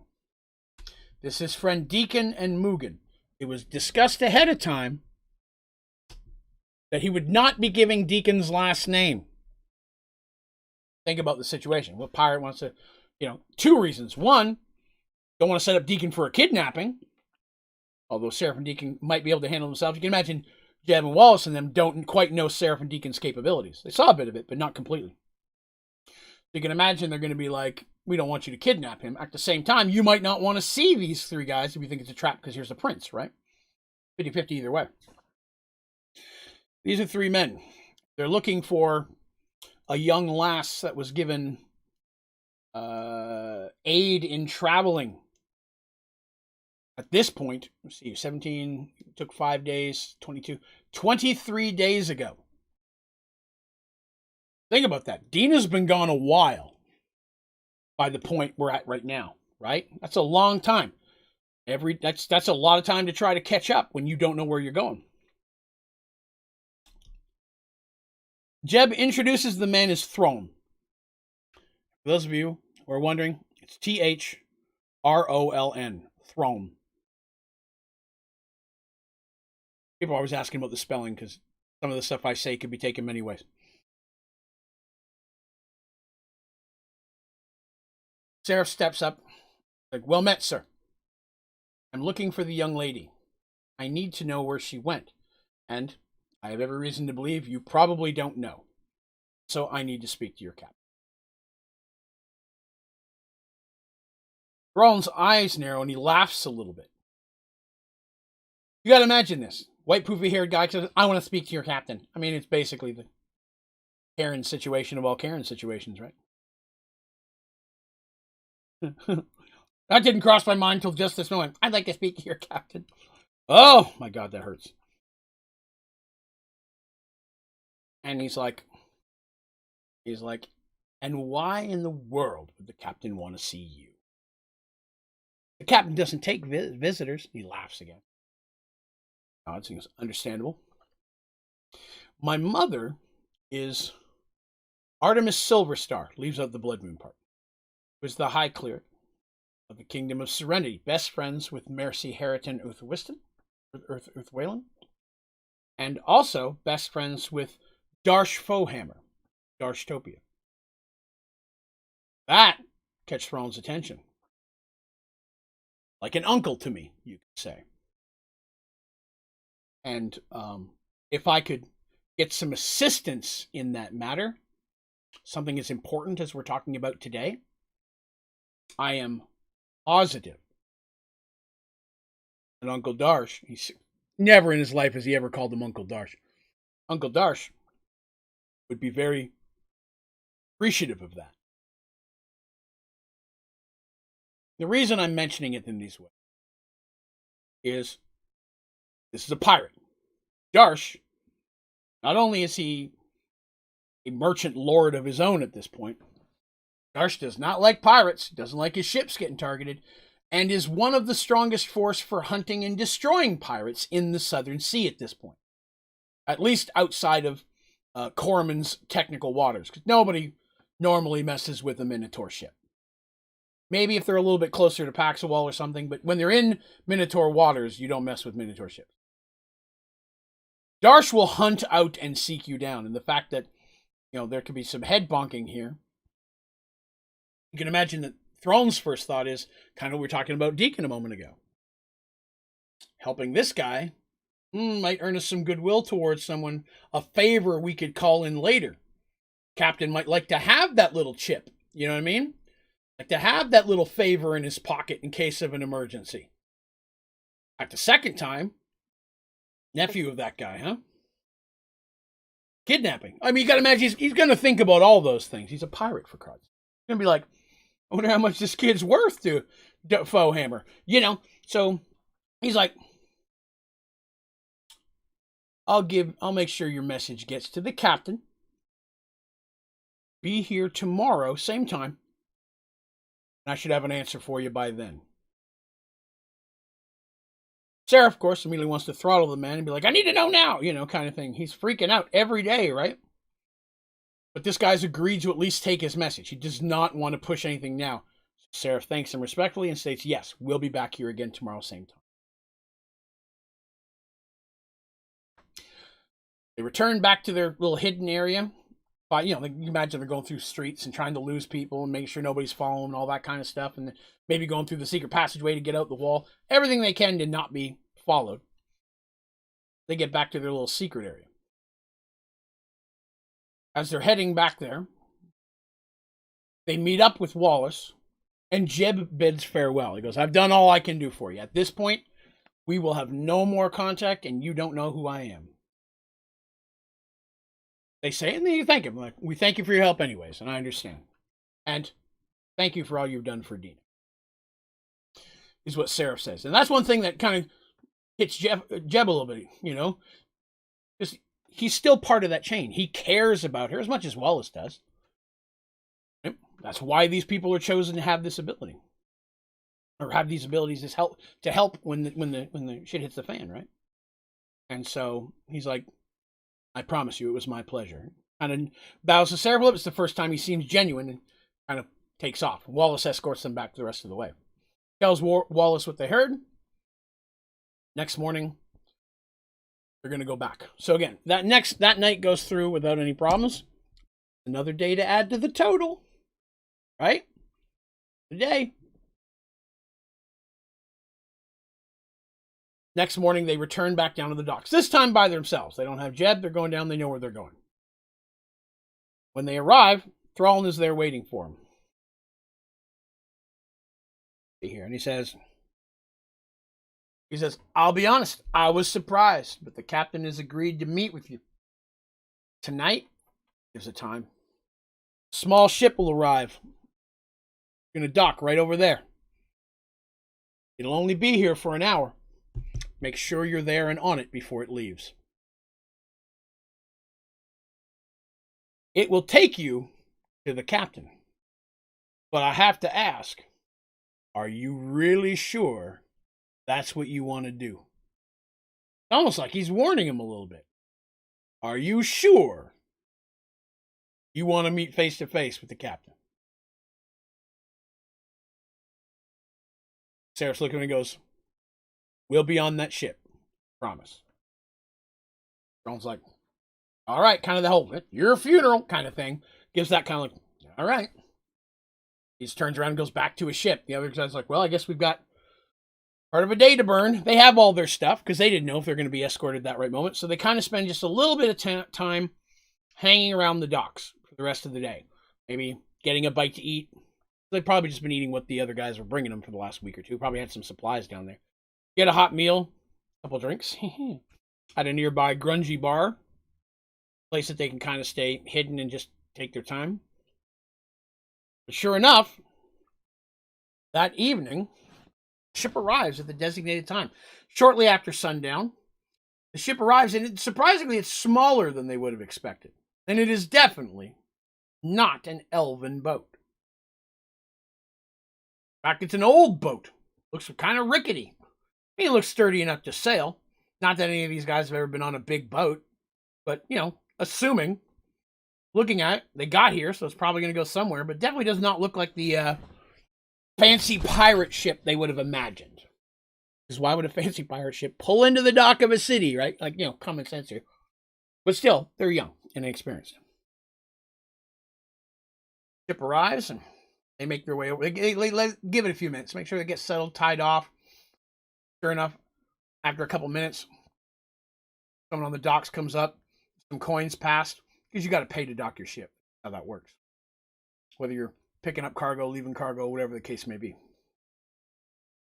person taking the coins doesn't stay long. So either someone who knows them or someone who got paid real well to not know them.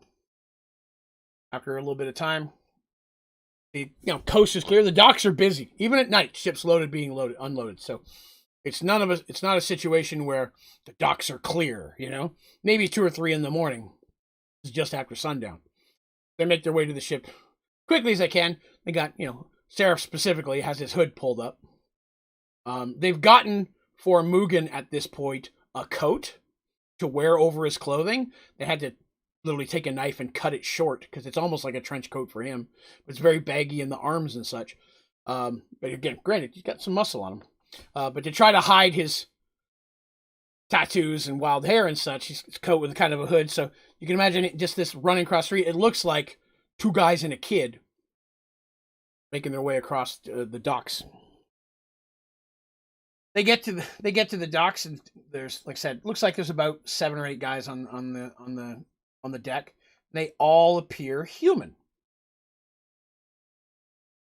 Walk up. Seraph walks up, and one of the guys walks down, kind of looking around and goes, "You bloodborne?" Seraph nods. The other 2, he's like, "All right, get aboard." They do, and they're led to one of the other guys leads them to just a small room below decks. Probably was a storage room at some point. But at this point, it's been emptied out. It smells bad. It smells like fish. But so does the whole ship and all of the docks. So that's not outside the normal. Taken to that room, there's a couple chairs in there. Mugen sits cross-legged on the floor. Chairs are always too tall for him anyways. He prefers that. They're kind of hanging out in there for a few minutes. And then that first gentleman shows up and he goes, "The ship will be underway in just a moment. It's going to take some time to get there. You 3 will be staying in this room the whole time. If you poke your head out, even for a moment, we're going to toss you overboard. And that'll be the end of it. Food will be brought to you twice a day. Someone will stop by once a day to get your bucket. But other than that, stay inside." Seraph and Deacon and them aren't happy with this, but they also understand they're probably being taken someplace important. Maybe they don't want them to see where they're going, whatever the case may be. Fortunately, Deacon does not look like a wizard. And that's an important thing to notate in this situation. Well, Deacon does use magic. He walks around with swords on his belt and such. He is not your typical mage. He's not in robes or none of that stuff. At first glance, there's nothing to make you think this guy has any magic ability at all, other than he does carry a spell book. But it's a small spell book on package or thing on his belt, which a lot of wizards do. And he's got a couple more bags on his belt than you'd expect. Spell components, Regular person walking around a sword probably doesn't have 6 little pouches on their belt. They may have 1 or 2 for coins or personal items. This guy carries a little bit more, but that might be the only thing that might make you think this guy maybe has some magic involved. But he looks like a regular dude. And that's important in situations like this because they might be a little more hesitant to bring a mage on because who knows what spell the mage could cast in that room that might track where they're going, right? Obviously, they're being put in here so that doesn't happen. They spend the next 48 hours in that room. And to say it was 48 of potentially the worst hours of all 3 of their lives is an understatement. I don't know if it was just a storm or if it was just regular waves, but these are 3 men who've never been on a boat bigger than a little tiny rowboat for fishing. It was 48 hours of illness and vomiting. What food was brought to them was it was food. They weren't brought anything that would be, looked at like they were prisoners or anything. It was adequate food, but, most of them barely ate anything on those 2 days. They did drink what water was brought to them. Water was brought to them. They were given a good supply of water. But my goodness, did they have 48 hours of just hell sickness on that boat. Not something we talk about in D&D, right? But you think about that. None of them have ever been on a ship before. And of all 3 of them, the one who'd be having the most difficulty is Seraph. And that's partially because he's just so sensitive to stuff. And he has other hungers to worry about. Fortunately, he has a flask for those situations. Something that Mugen tried to ask about once, but they kind of implied that's not worth it. Okay. Lex popped in. I don't know if my character will have sickness or not. It's true. Sometimes as a DM, I'll roll for that. If somebody's doing a ship for the first time, I'll roll whether they're prone to seasickness. And I'll also take into account their backstory. If you're from, like Darsh, for example, who spent his whole life on boats, he's obviously not going to, right? Mercy, or Artemis, who spent little to no time on boats, may have an easier time with it. Surprisingly, from what little research I've done, elves normally have an easier time. But with Seraph's other, say, half? No. The other half of his blood, which is technically a quarter of one, quarter of another, it's very confusing sometimes. It's half elven, quarter demon, quarter vampire. But born vampire, not traditional, what you would expect as a vampire. Very confusing. Sometimes I roll for that, just like sometimes we roll for phobias at the beginning. I've talked about that before. I have a phobia chart. A lot of times I'll ask, hey, do you want to have a phobia? Is there something specific you think you'd like to add to your character? If you've got a good one you'd like to add, I'm fine with it. If you're like, I don't know, I'm like, okay. Let's roll. My character's from land, frozen land, so it would be on a con save. 5th edition, I'd probably say you're correct. 2nd edition, Constitution has something called system shock. Normally, that's what we roll. The higher the Constitution, the higher chance of success. 16 or 17 Constitution, you probably got like an 85 to 88% chance of being okay. Sometimes you'll get a little negative for it being your first time. So, if I was to say a character's seasick capabilities, let's just say we're figuring that out, and I'm going to try to do it with 5th edition math here, right? Let's say that your DM says you have to roll above a 15 to not be sick. Okay? All right, let's word that a little bit differently. If you can roll above a 12, you don't get sick. Okay? But if you roll 5 or below, before modifiers, not only do you get sick, but you are prone to seasickness and will get sick anytime you're on a ship for more than 2 hours. You know what I mean? Because some people are always seasick, regardless how many times. Same as some people can get sick in a plane, regardless of how many times they've flown. Some people, the first couple times, they get used to it, right? So I would say there's a chance to get sick while you're on that voyage. After that voyage, you have less chance of getting sick, and less chance, and less chance, and less chance. Unless you roll that critical, hey, if you roll under 5 or under 3, whatever number your DM wants to pick, you will always be sick on a ship if you're on there for more than an hour or more than 2 hours. And that's just something your character has to deal with. That's a negatives they'll receive while trying to fight on a boat. But I would do something like that, give you that gamble of potential, because just like real life, you never know, right? Unless you come to me and you're like, listen, my character hates the ocean, and they're always going to be sick. Well, that's fine. You want to be that way, I'll let you role play it that way. Or again, you have a phobia of the ocean. Yeah, you're always going to be sick. But I think that chance of always being sick like that, just that you're just one of those people. Motion sickness, there's just nothing you can do about it, right? MT says, I'm 40 and still get car sick of traveling more than 3 hours. Great example. Some people will just get motion sickness. Doesn't matter what you take, medicines or how many times you've done it. Sometimes it's fun to add that little bit of realism in there, right? That's why I like everybody to have a phobia. Everybody's scared of something.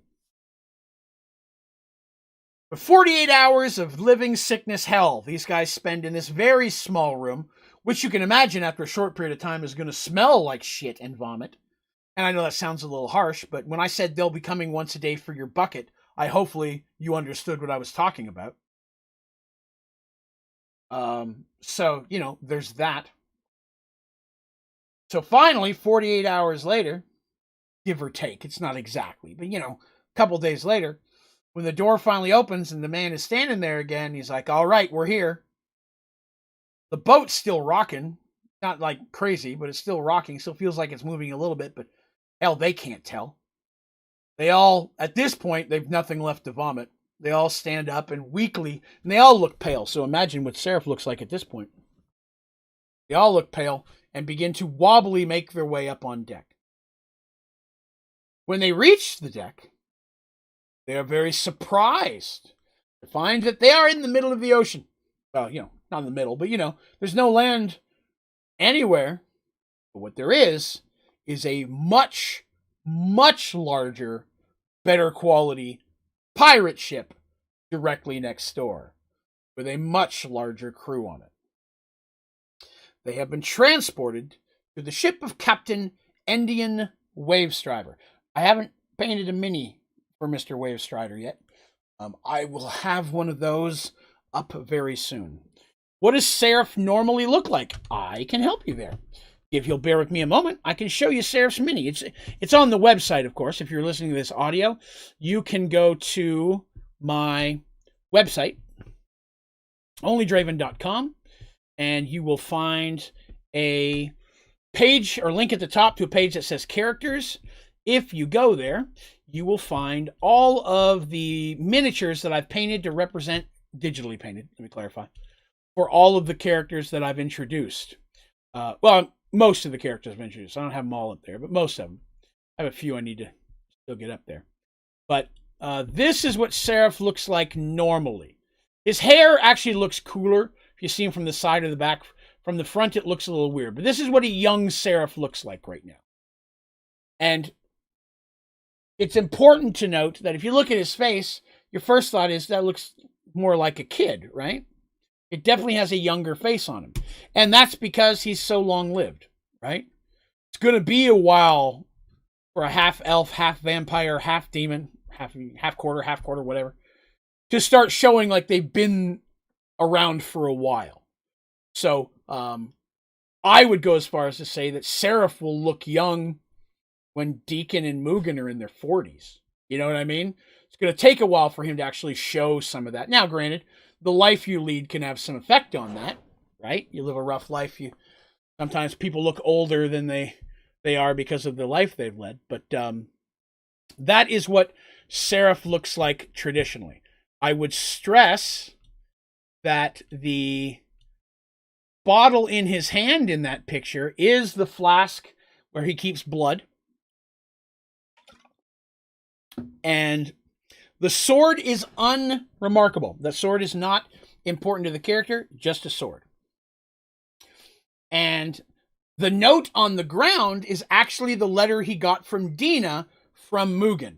That was again, you guys know this. I like to put little sneaky things about the character or upcoming parts of the story you don't know in these. And I don't do it on all of them.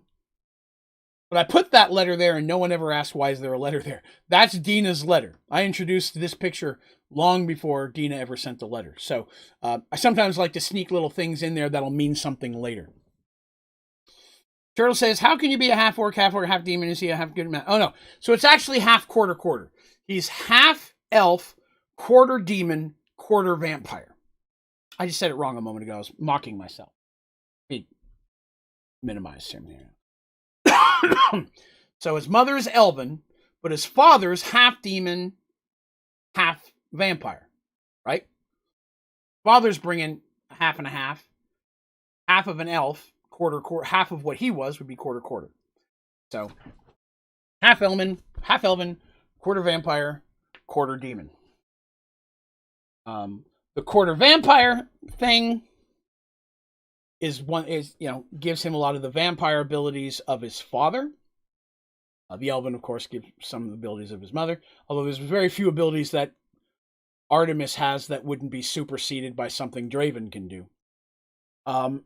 It's the demon blood that's the concern, because it's hard for Draven to know one of his abilities are demon and one of them is vampire, right? Because he didn't spend a lot of time in the vampire world at first. He has now. He became king for a while, then had to come back. You all know about that.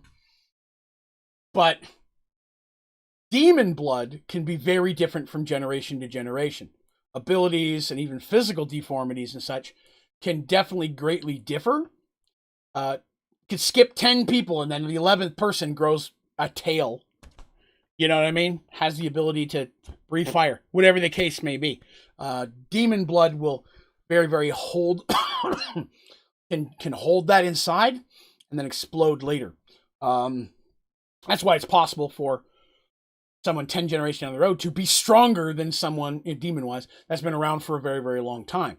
Because it doesn't necessarily mean every generation it gets weaker. Whether or not the demon blood wants to kick in and how it does it, that affects that person. Because he's Draven Artemis. That's correct. Yeah, because he is the son of, or his mother was one race and his father was two. There we go. That's the math section of Mergeworlds. Done a lot of a lot of answering questions today, which I love. Don't get me wrong. I'm happy to do so. It's just more so than normal, so it's been fun to kind of branch off on those. All right, so they climb the ladder. Well, two of them climb the ladder. Mugen just hangs on to him. Seraphim climbs the ladder with Mugen on his back, and Deacon climbs up after. They make their way up onto the ship.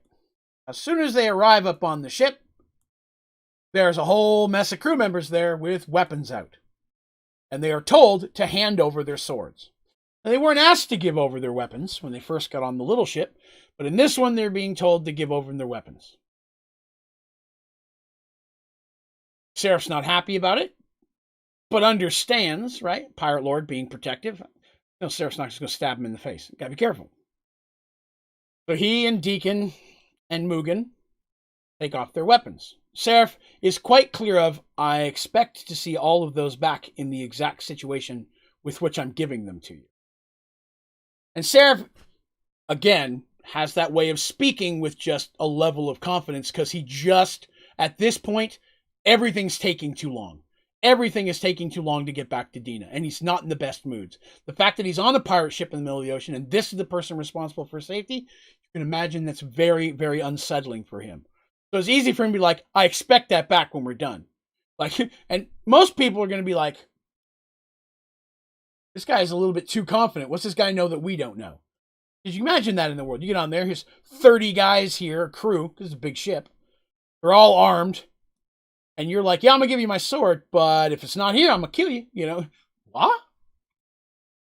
But they turn him over, including his pistol, Mugen's pistol, which looking at it, they'd be like, I don't know exactly, some type of weird crossbow. Like they've never seen anything like that. Mugen had unloaded it and cleaned it, because being on a ship, he's being extra cautious. Rust and things of that nature. As well as, the last thing he wanted was to get sick and trip and fall and shoot himself or somebody. You know what I mean? No, it's not keep it loaded when you're sick and nauseous and tripping all over this small room. It's currently unloaded, so he's not worried someone's going to figure out how to load it. Seraph and Deacon don't know how to load it. They've watched him do it, but it's a little confusing. Someone has a pistol. All right. We'll do this again. Turtle, here you go. That is Mugen. Mugen is the son of Fig, who is a tinker gnome who lives in New Gully, which was basically a New York that was decimated. There's a lot of stuff still in New York.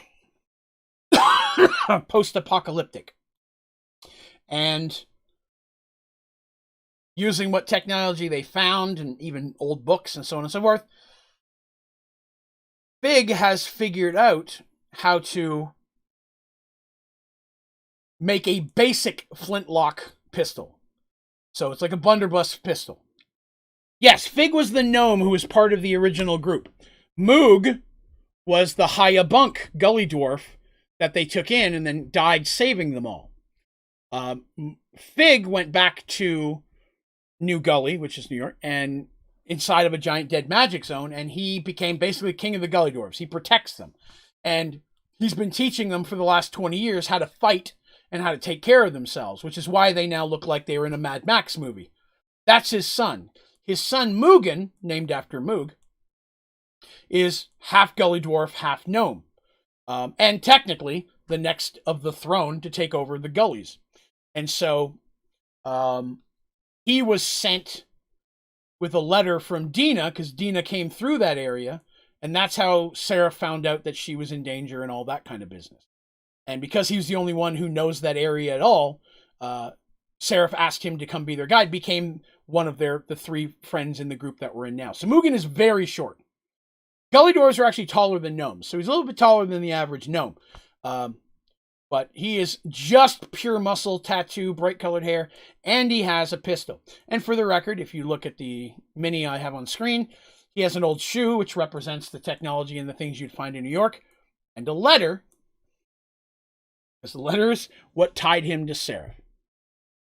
And again, sometimes I put these figures up after I've already introduced it, so the things on the base make sense.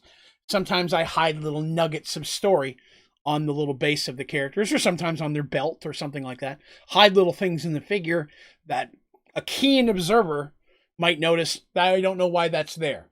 Keep an eye out for that. So yes, Mugen passes that over. They are escorted into the main set of the ship. Now, I should also clarify that when they get on the ship, it is primarily elven at this point. And even the pirate ship is large and elven-looking in design. That's also Fig's hammer. That is correct, Michael. That is correct. Fig gave him his hammer because it's just a regular hammer in a dead magic zone, but it's a very powerful magical hammer outside. So he's also wielding his father's hammer. Thank you for the reminder, Michael. So they're escorted inside. The crew is mostly elven. The ship looks like what you'd expect from an elven ship. Definitely looks different than the human ships that you would normally see, that they saw parked in the docks. Because again, they don't have a lot of experience with ships, right? The only city they've ever really been to other than Serenity is Firemoon. Neither one of them have an ocean. When he was really small, Seraph got to go to Darshtopia, but that was through the portal. They may have saw some ships, but it's not going to imprint on him that much. Excuse me, the cops are coming back.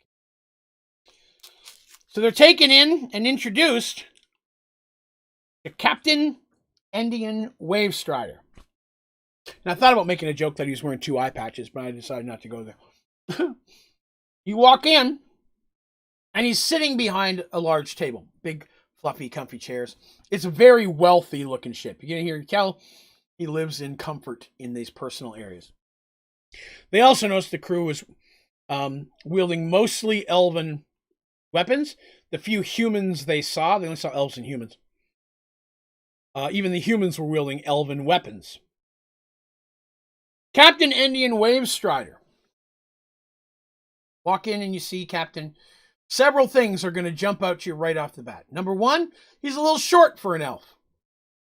Not horrendously short. He's about 5'2", but that's a little bit short for the average male elf. But he's a little short for an elf. Second of all, absolutely no hair on his head. He's got eyebrows. He's no facial hair. He's got eyebrows. And his hat is sitting on the table next to him. They walk in. When you see the top of his head, you can see that the top of his head appears like there was a large amount of burn scar. Not the whole head, but there's a large amount of it that kind of goes off one side and then down the back of his neck, where it looks like there was a very large scarring by either fire, acid, something that would cause that large type of thing. It's not like all gross and blistery and oozing, but it is one of those things that's very obvious right off the bat. Probably someone like that couldn't grow hair in those areas, so they shave the other side, because why just have half a hair? Yeah, just saying. He also appears to be a bit older when it comes to elves. So if you're to view him by human standards, he looks like he's in his mid to late 50s. That, doesn't seem that old, but for an elf, I mean, that's probably 600 or 700 years old minimum at that point, right? Elves can live sometimes a couple thousand years, depending on the world they're from and such. Minimum, usually at least 1,000 to 15. So, elves being long-lived, he's aged. And the little small bits of hair he has, eyebrows and stuff, are grayed. Though he doesn't have like wrinkles like he's 1,000 years old. He definitely does have the look of an older experience. Got some earrings in. Typical stuff. Got some rings on his finger. And he's just sitting there smiling. Now, when I was told that 3 young men, 3 boys, really, had asked to speak with me in person, I'll be honest, I was insulted at first. It's not something that happens every day. But very quickly, I was like, well, okay. And so I asked, were they looking to join the crew? But no. You're trying to find a little girl.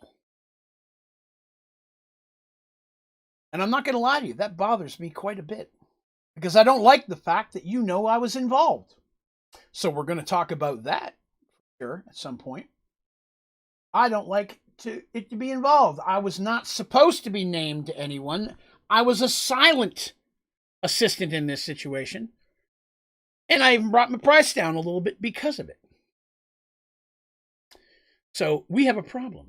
You know way more than you should, and I need to know why. You're Seraph Bloodborne.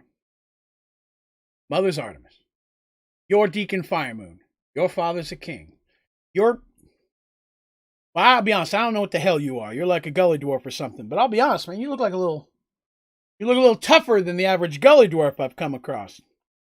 I respect that. Now, immediately, Seraph and Deacon are like, because they're like, we didn't say you were Fire Moon. You know what I mean? Man automatically knows who he is. And then he notices that. He goes, yes, I know who you are. You think I would have let you on my ship if I didn't? I've known who Seraph Bloodborne is for a very, very long time. I have had way too many comings and goings with Darsh Fohammer not to know who he considers allies and what their families are like. You all live very far away from me. So fortunately, you've never had to be involved in any of our issues. So by saying that, he's saying, yeah, I know all about Darsh and his family, but you were too far away for me to use that against him, you lucky bastards.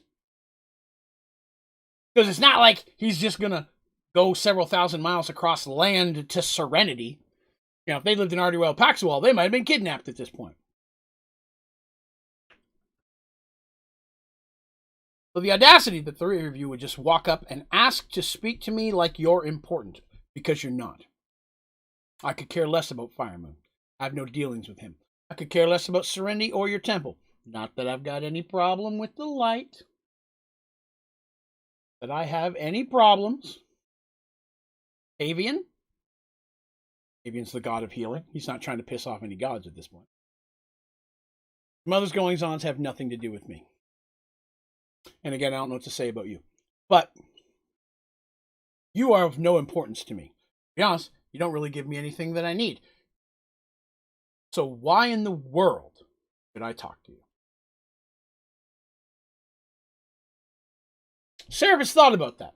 He's thought about this for a while. Imagine that, right? Like, I'm going to have to talk to this person who wants something.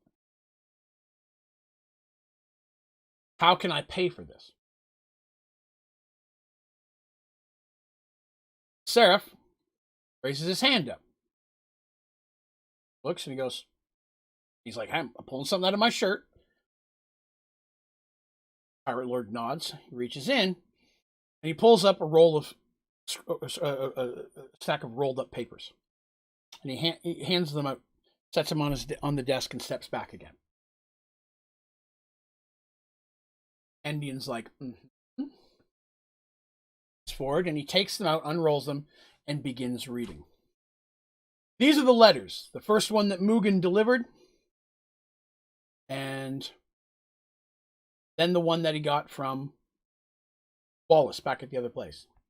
The letters from her to him. He takes a moment to read over it, and he's taking his time. He's in no hurry. Occasionally he looks up at them. Some more. Rolls them up and sets them back on the middle of the table. You're important to her, obviously, if these letters are true, implying that the letters could be fake.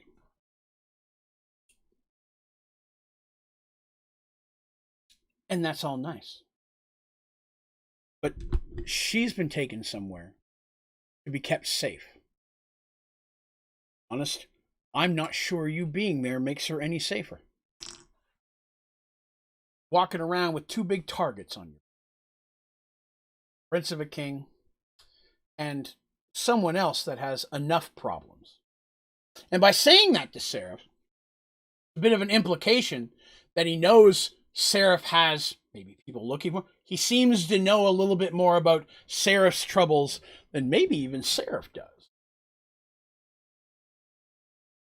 Two of you near her could only cause more problems. Again, why people like yourself were not invited to come along the first time. That's another revelation. Does that mean there was a discussion that they reached out to Seraph to ask if he wanted to come? You know what I mean? That's kind of thing you got to roll around there. Was there talk about this? I mean, how could they do that without telling him and her who she really was before this? I mean, that's a lot of stuff going on in there. Seraph and Deacon are not stupid. And Deacon says, well, you may not have goings on with my father. You clearly know him. You know that he's a man of great means, as are Seraph's mother and their friends. Whatever the cost is, the price that we have to pay, get the information we need to reach Dina, we'll pay. Not without means. As you know from the letters, my friend here is madly in love with this young man. Has been for years. Feels the same way. I promise you, whether you help him or not, he's going to find her. It's just better for everyone in between if we help him now. And Seraph gives him a little side eye from that. Because if you think about it, Deacon has just given out a little information of Deacon's thought process that he may never even told Seraph. Hey, he's going to find her. How many people are going to get hurt before he does? Deacon's the conscience. Remember that. Deacon is the one person that has the ability to sometimes calm Seraph down. He's not always successful, but he's better than anyone else. And he knows his friend. But he's a good person. Protector by nature, Deacon is. Prince, take care of his people. He was raised that way. So you got to wonder in this situation, Deacon has to think, hey, I'm here to help him because he's my friend. And I'm here to make sure that innocent people aren't hurt in this. Seraph, when he has an emotional outburst, who knows? And Deacon's one of the few people that really know what some of his true capabilities and true vices are. I don't know if I should say vices. The fact that he has to drink blood. He's one of the few people that know that. I'm not even sure. I can tell you they don't. None of the other friends know that. Dina probably does. Seraph would have told Dina about that because he's like, I'll be with you 4 years and you find out this happens and that's a problem. Likes her too much for that. But Maeve, Artis, Ran, Petal, they don't know that he has to drink. That's not something he does in front of them. It's not something he talks about. Mugen, at this point, does know. Seraph would have explained that. This is something I said he pulled the bottle out, and I said, don't talk about that yet. We don't want to talk about the bottle and how he came to that and so on and so forth, but he would know at least a little bit of it. Maybe not all of it. But their friends don't know this. Deacon does.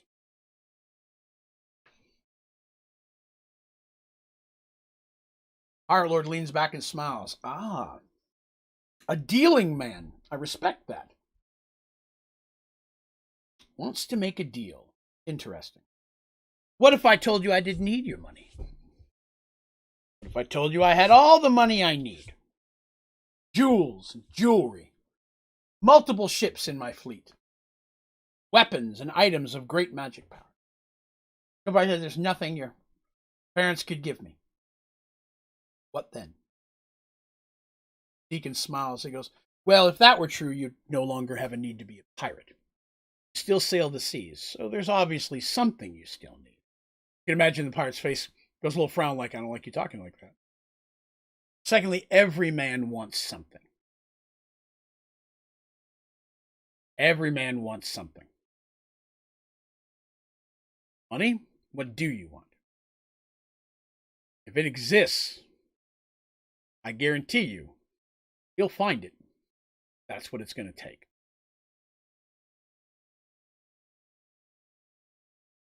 Pirate Lord smiles even bigger. That is a much more interesting suggestion. It's true. There are things that every man wants. And there is something that I would like to have.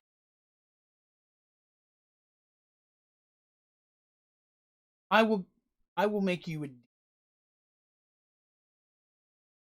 There is a rock that I would like to have. It's one of many.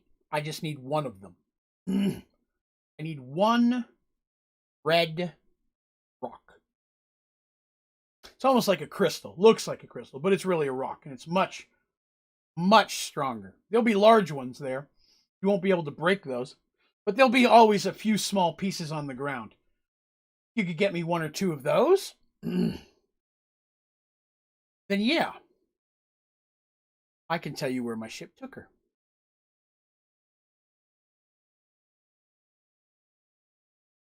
Seraph and Deacon are like, look at each other, and they're like, okay, well, rocks, obviously, value.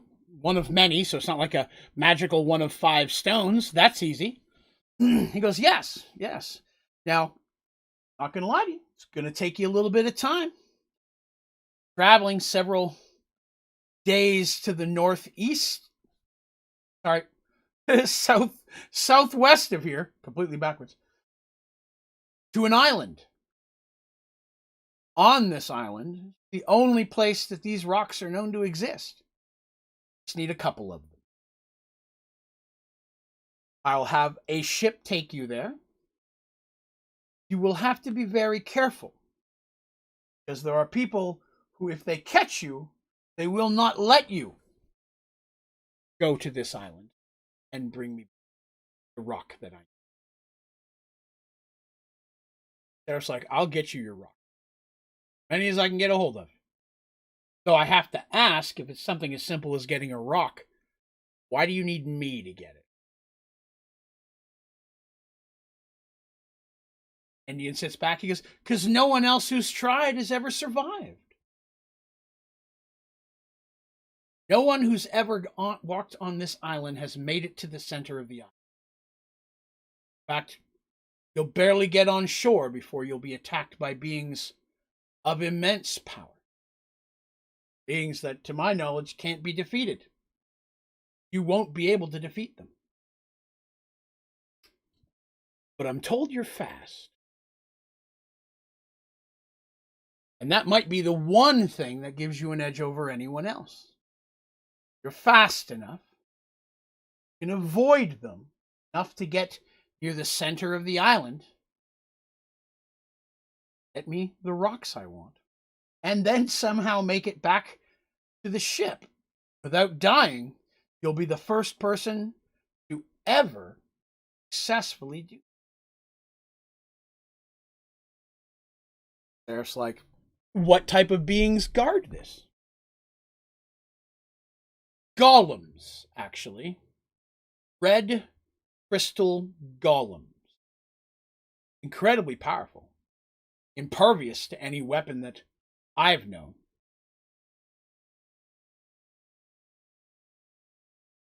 And Mugen goes, and if you want red rocks, I can paint some rocks for you. I mean, if you have paint, I'll paint some red. Deacon's like, no. The pirate looks at him and goes, no, these are special rocks. These aren't just rocks painted red. There's like, we apologize. Is there anything else I should know? Yes, of course. You'll have to avoid the security goes around this island, keeping anyone from getting there. My ship can get you close enough to swim to shore, but then it'll have to take off. It can't stay in there long. Because if Darsh finds out you're trying to get onto his island, where no one is allowed to go, he will stop you. Many of you may not have been here for early Mergedworlds stuff, may remember that Darshtopia consists of 4 islands. One island that when they tried to go on it, were immediately chased off by giant red golems. And they could see huge red crystals deeper into the trees. But no one has ever been able to go onto that island. Second you touch the sand out of the water, these giant golems come out of the trees and will throw rocks and grab a tree and crush you with a tree. Darsh lost several people before he outlawed anyone going on that island. And no one has ever successfully survived being on, other than getting on, seeing them jumping back off. Obviously, there's a few of those. Because I don't know what controls them. I don't know if they're alive. I don't know how they know the second someone steps a foot on that island, but they'll know. They'll come for you. Seraph goes, I accept. I'll get you your rocks. And then you tell me where I can find Dina, why you helped her to begin with. Pirate leans back and smiles. He goes, I find those terms acceptable. Back my rocks. Question. So this guy knows nobody has survived. How does he know the rocks are even there and of value? Ooh, great question, Turtle. Great question. Which we will address next time. It is 10 minutes after 10, and I try to keep these to 2 hours now. Back in the day, they'd sometimes go 3.5. It was a little bit harder for people to catch up, so it was requested I make them a little bit shorter, which I don't mind doing. But next episode, or next time at least we do this story, which could be next episode. Who knows? Seraph is going to try to go on to Darsh's 4th island. An island that's been existing in Mergeworld for years, that the players of Darsh and Mercy and Dandy were always frustrated they could never find a way on the island. So they made it Darsh. I've mentioned it a few times. They first got the islands. I mentioned it when the Darshtopian Games went on, that there was security around the island to make sure nobody went there. That kind of thing. Mentioned the red crystal golems. So Endian knows they're there, knows how hard it is to get there. Clearly, he must have tried or had someone try. But he wants some crystals. And he mentioned that it's one of many. Implies there's a bunch on this island. I don't even need them all. Bring me a couple of them. Bring me a couple of them, and we're... Seraph agrees. Now, it's going to be a speed-based thing, I'm sure you can imagine. I'm not saying there's not combat and other things they're going to have to deal with, but you can imagine he won't be taking Deacon and Mugen with him. Even with the increased speed and the spells that Deacon can cast on himself, he's just not going to be able to go as fast as Seraph, and Seraph is not going to want to risk Deacon. You can be assured they're going to have conversations about that. Deacon is going to want to go too, but no. Seraph will have to do that on his own. So a few things to talk about. Endian, Wave Strider. Never mentioned before. I can tell you he's been out there for a while, but I haven't had a real good way to work him in. I mean, I knew it was going to work here. I was trying to figure out a way to work him in earlier, and I decided I wouldn't do that. I'd just wait till this day came. Endian Wave Strider. This is a jerk. It's a pirate, and not a nice pirate. In no way do I want there to be any confusion that he's really a nice guy. He's a savage, evil pirate. But why does he want these rocks? How did he know so much about them, including potentially more about them than he should, even above that? That's number 3. And why would he get involved in helping Dina? Right? Why would someone like this? I mean, these guys just offered him a king's fortune. I doubt the Ormanian rebels have as much money access as these guys do. So he didn't do it for money. What was he paid in? Why did he agree to help Dina? Why does he want these rocks? So a couple interesting little things to deal with. Let's see. Michael says he remembers the island too. Excellent. So I want to know, what value are these rocks and how does he know their value? Excellent. I love it when you guys are pondering the deep questions. So next week's episode is back with Behind the Dice. I got to tell you guys, last Behind the Dice episode, one of, I think, the best, if not the best Behind the Dice episode I've ever had. Really engaging. A lot of great people came by, asked a lot of great questions about D&D. We got to cover a lot of topics. So thank you all who came to that as well. Behind the Dice is more of just an AMA where we talk about D&D stuff. Sometimes I work on different D&D projects and things, paint minis, something like that, while talking about D&D stuff. So we'd love to have you come by there as well. If you're here today, Jaraxel? No, I didn't design him after Jaraxel. I had a character that was slightly, originally, the drow that Mercy and Dandy just helped. Larry, he was originally going to be inspired by Jaraxel a little bit. I didn't want to take him the same way, but I introduced him to make it seem like he was going to be that way, and then he ended up not being. The rogue thief lord from way back in the day. Jaraxel's a good character, though. Very good character. But yes, so, and then 2 weeks from today, we'll be back with another episode of Mergeworlds. Now, will we be continuing this tale? Or will we be back talking to other friends, artists, Maeve, and them? I guess we'll have to see, won't we? So we'll be doing that in 2 weeks. But for those of you who came by today, thank you very much for coming by and listening to me tell my tales, for asking your questions and listening along. If you're listening to this later as well, I appreciate anybody checking these out. If you have, it's 10:15 p.m. Eastern Standard here, Turtle. What else? Oh, yeah. If you haven't already, it would be awesome if you consider hitting the like button. It really does help out a channel more than you could probably ever imagine. It's quick and easy to do. And if you're new here, be sure to hit subscribe so you can hang out with us more often. You can also see the Mergeworlds podcast, or listen to it, on iTunes and Spotify. They're free audio podcast on there as well. Just do a search for Mergeworlds, all one word. You can find links to both of them on my website, Onlydraven.com, where you'll also find the ODG store, where you can find some really cool Mergeworlds merchandise if you are interested. Let's see. If you do have iTunes and Spotify, it'd be awesome if you give us a follow on one or both of those. And if you don't have, if you have a moment to spare, it'd be awesome if you'd rate it all the the stars or the thumbs up or whatever it is on the podcasting network. Drop a review. If you have someone else who you play D&D with, you think might like the story, it would be phenomenal if you wouldn't mind sharing it. Word of mouth is the best way to get these type of things out there, and I just want to share my story with as many people.